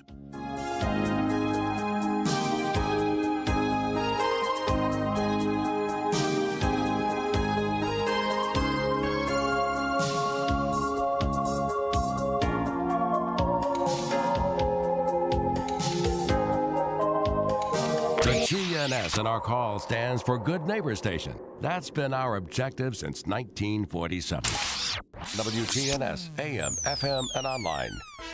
Now an update from the WGNSradio.com News Center. I'm Ron Jordan. A man is facing multiple charges after he reportedly attacked a woman with a smoker's pole stolen from a Bell Road gas station. Officers responded to a MAPCO on Bell Road on Wednesday. Surveillance footage shows a man identified as 46-year-old Frank Mays running toward the woman and hitting her over the head with the smoker's pole. She reportedly tried to get away from him and fell down behind a vehicle, at which point Mays ran toward Murfreesboro Pike with the pole. Mays is being held at the Downtown Detention Center on a $14,000 bond for felony aggravated assault with a deadly weapon, misdemeanor theft of property worth $1,000 or less, and misdemeanor trespassing. License plate recognition technology has led to the arrest of a wanted man who stole an SUV in Nolensville, but it's what officers found in the back of the vehicle that was most disturbing to them. Police say there were multiple stolen long guns in the back of the vehicle, including 2 sawed-off shotguns. There was also a backpack with a Nazi pin stuck on the front. It's unclear where the backpack came from, but law enforcement said it contained electronics. Representative Kevin Raper announced Thursday afternoon that Tennessee's House unanimously passed a resolution making hot slaw the official state food, as well as giving Cleveland, Tennessee a shout-out. It now goes to the governor's desk for his signature. Hot slaw typically contains mustard, vinegar, and hot pepper, and is served cold. The dish was invented at Starview Drive-In Theater in Cleveland that is now a staple in the community, where it's served in more than 24 local restaurants. It's so popular there, Cleveland holds an annual Hot Slaw Festival every April. I'm Ron Jordan reporting. The Good Neighbor Network, on air and online at WGNSradio.com. Rutherford County's most trusted source for local news. For more than 36 years, Wilson Bank & Trust has been proud to serve communities all across Tennessee. As an independent local bank, we provide banking products competitive with large banks, but delivered with personalized local service. Wilson Bank & Trust has been community-focused since 1987 and looks forward to many more. Discover the power of local community banking that truly makes a difference. Give us a call or come on by any of our local 30 locations or visit wilsonbank.com to learn more. Member FDIC. Shop your favorites at Dillard's, JCPenney, Rue 21, Hot Topic, and more. Grab a bite at Crab Fever, Sam's Sports Grill, Olive Garden, or Miller's Ale House. With more than 60 retailers, you're sure to find something that you'll love at Stones River Town Center. Find them on Facebook, Twitter, and Instagram for style tips, upcoming events, and sales information. Stones River Town Center, off Old Fort Parkway in Murfreesboro. Shopping centered on you. Online at shopstonesriver.com. This is Lenny Farmer with Jennings & Ayers Funeral Home. Did you know that you can plan your funeral in advance without actually paying for your funeral in advance? In other words, if it's not a convenient time to pay for your funeral, you can still choose your funeral items and we'll file them away for later. Let's consider that together. You make the decisions for yourself, and when that financial window opens up, it becomes an easier decision. Call me at 615-893-2422 and let's plan together. Good neighbor weather. Will mostly clear skies tonight and a low around 40. Saturday looks mostly sunny if a high near 50. Saturday night will be mostly clear if a low around 26. I'm meteorologist Michael Cotter on News Radio WGNS. Right now it's 51 degrees. In retirement, it's all about income. Your money, making money, and you're not spending down your principal. That's the way we do it at Retirement Income Solutions. So if you're spending down your principal or your money's not making money, keeping you ahead of inflation, check us out today at risolutions.net. risolutions.net. And make sure to join us Saturdays at noon and Sunday afternoons at 1 for Retirement Income Solutions Radio with Nathan Cox and Lindsay Cotter.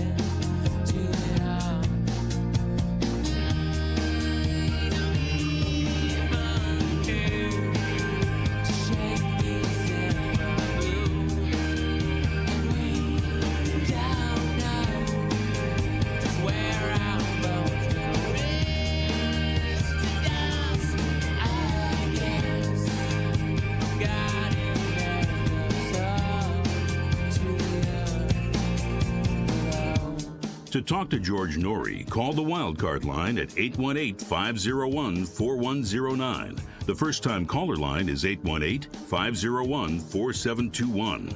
To talk toll-free from east of the Rockies, call 800-825-5033. From west of the Rockies toll-free, call 800-618-8255. To reach George via Skype, use Skype name George97313. Send George a text message anytime at 818-298-6521. From the City of Angels, this is Coast to Coast AM with George Norrie.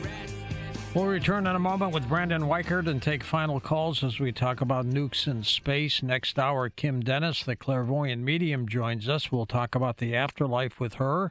And then in our final hour, you can ask her a question or we will do readings. It's your choice on Coast to Coast.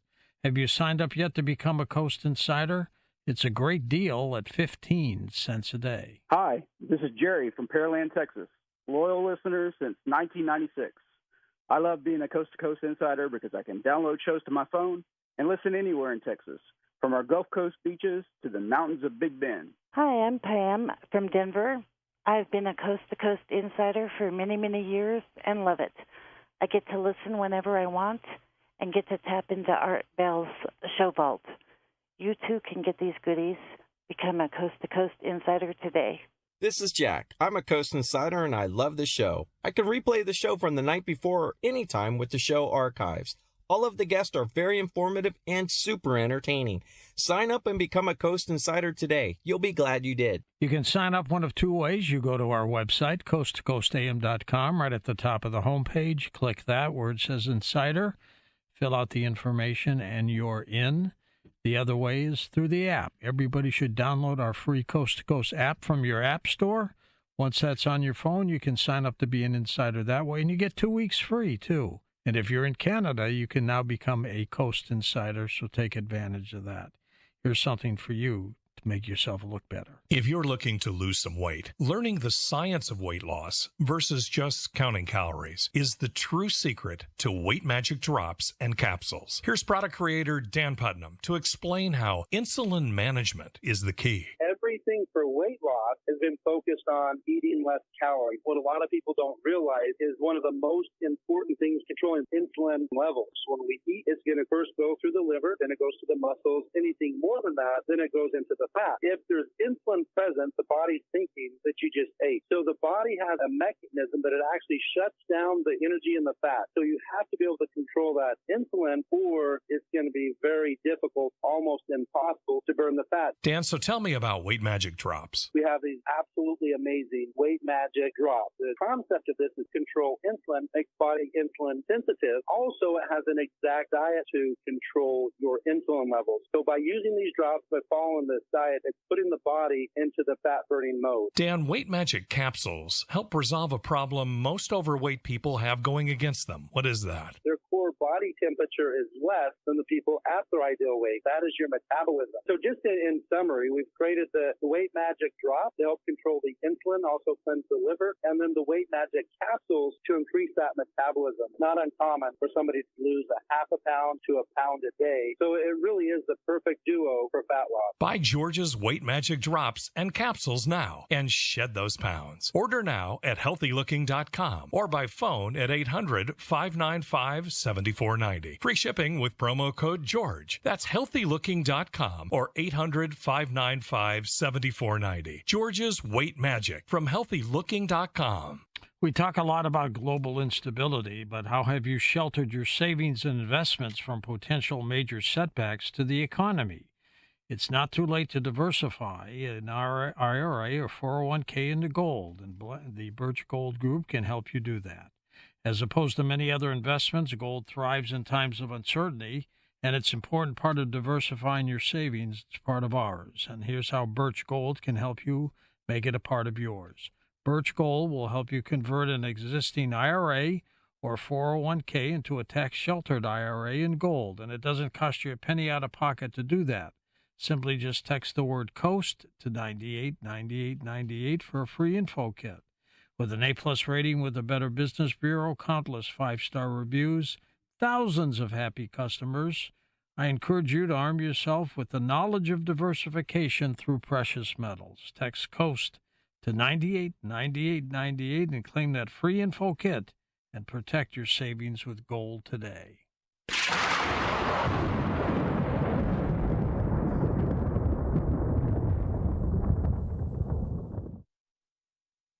If you struggle with getting good reception in your home, C-Crane's CC Wi-Fi 3 Internet Radio is the solution.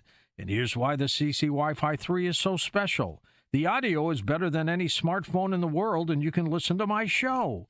It has more than 30,000 radio stations from all over the United States and the world for your discovery. You won't have to sign up for an app, and there is no microphone. There are no ads on the screen, no monthly fee, and it has full-size remote control. It has superior reception for a much greater distance from your router. You can get the CC Wi-Fi 3 by calling C-Crane at 1-800-522-8863. Once again, that's 1-800-522-8863, or you can visit C-Crane online at ccrane.com. Also available at Amazon for quicker shipping. Visit C-Crane online and sign up for their C-Crane newsletter as well, and be one of the first to know about exclusive offers at ccrane.com.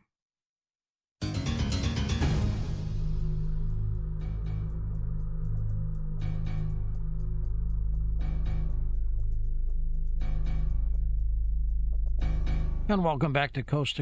George Norrie back with Brandon Weichert, our final segment. Brandon, what projects are you working on these days?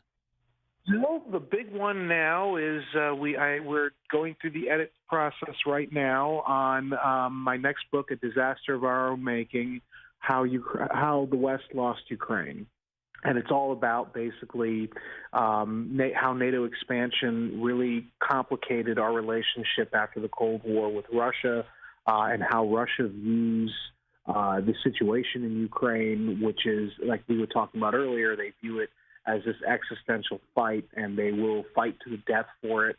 And sort of, I talk about a lot of the corruption that has gone on in Ukraine and how Hunter Biden was involved with that, and how Hillary Clinton became a disseminator in 2016 of Ukrainian intelligence against or fake intelligence against Donald Trump because America had basically become a proxy battleground between Ukraine and Russia, with Ukraine supporting one group and the Russians nominally supporting the other, and so it's sort of the history of the nightmare that is unfolding before us, and how it could end very disastrously if we don't change course quickly.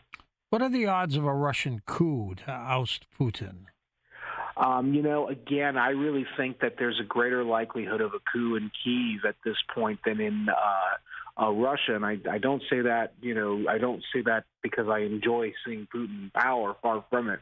It's just it looks like Putin has been able to survive this ordeal. I mean, it has not been pretty for him.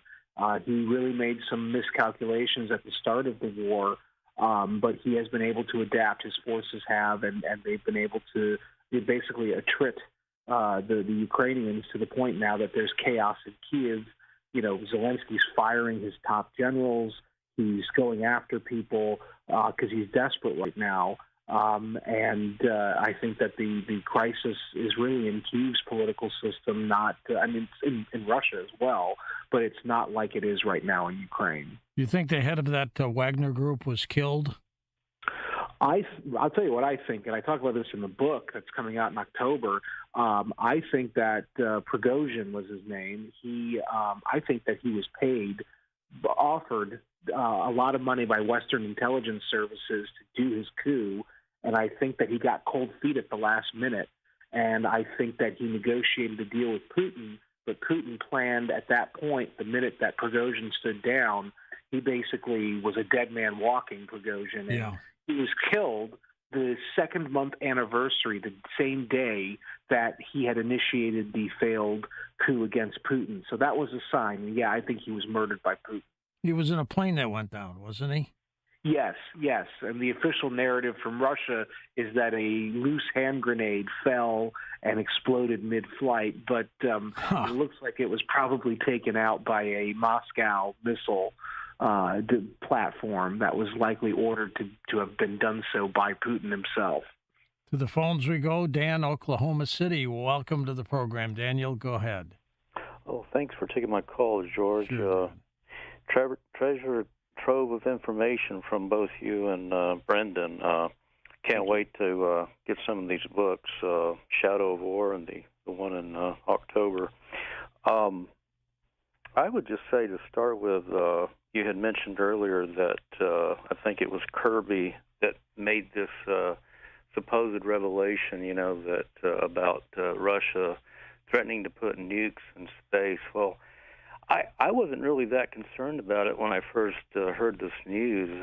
I don't think the Pentagon would have been surprised, because supposedly, they have all those intelligent people working in that huge building, on to things like that. So in part I say this because if you go back to the 1980s, when Reagan indeed was trying to put together this SDI program in space with lasers and all, not long after that came out, they reported in the 80s, 40 years ago, that Russia was working on or had what they called, do you remember, a hunter-killer satellite, where they could go out and take out our satellites. That was 40 years ago, and I'm sure that we have, countered a lot of these things that they think that we should be afraid of today. So I just wanted some of your thoughts on that. It just seems like they put out a lot of things, to stir up fear, amongst the American people. Even like when the episode with when the Secretary of Defense, Lloyd Austin, he didn't report to the White House that he was in the hospital, for 3 or 4 days. I've often wondered, well, who leaked that out? All these leaks come out for a purpose. There's another alternative motive, is what I'm saying. And but I will say this finally, is that I think shows like this, George and Brendan, these are the kind of shows we need more of in our country, because it gives the American people a greater awareness, because there's always shows where, and this is not one of them by any means, you're actually offering solutions to threats that we're going to have in the near future. And so oftentimes we listen, especially, on the news and many other radio programs, they talk about what's going on, but they never quite get to the, let's talk about the solutions. And that's what, George, you and Brendan are so good at, and I appreciate that. Well, I really appreciate that. Thank you for the kind words. You're right that a lot of this is retro tech. The Russians refer. You're talking about what I call in my book, Winning Space. I call them space stalkers. They're co-orbital satellites. The Russians called them, going back to the 1950s, they called them Istribitel Sputnikov, and which I think has a nicer flair in many respects. But ultimately, you're right. This is retro technology. The problem is that the Americans actually did not really take this technology seriously. We didn't scale it up. We've known about it, and we certainly could deploy our own systems, but we've always hesitated. In space, there was always this sort of utopian vision that we would not weaponize space, because if we weaponized it, then of course others would. But what we didn't realize was that going back to the Soviet Union and the Cold War, the Soviets and now the Russians, but certainly also the Chinese and the Iranians and the North Koreans, they view space as yet another military domain. And while our Pentagon, of course, views space as a military domain, the political leadership has always been very hesitant to do much in space, both because of the cost, but also because of this utopian notion that we don't want to, we want to preserve space as a sanctuary. But it hasn't been a sanctuary, because Russia has been deploying, and the Chinese and these other countries have been deploying dual-use weapon systems under the guise of peaceful civilian operations. They've actually been already weaponizing space for several decades now. The United States probably has also put some systems up there, but again, it's limited what we do, because it's like we're afraid of our own shadow. And in the one area that we should be more aggressive in is space, because that's the one area where if we lose those satellites, it's going to knock us out for a long time and give our enemies a real shot at defeating us. And then it's also going to create a lot of chaos at home, because you can't really dial 911 without going through satellites anymore. You pay for gas at the pump. If you're using your card or your Apple Pay, those signals are going through space. You mentioned the news. You really can't, get any kind of information anymore without most of those signals bouncing off of satellites in space. And so you're really talking about losing satellites could really throw us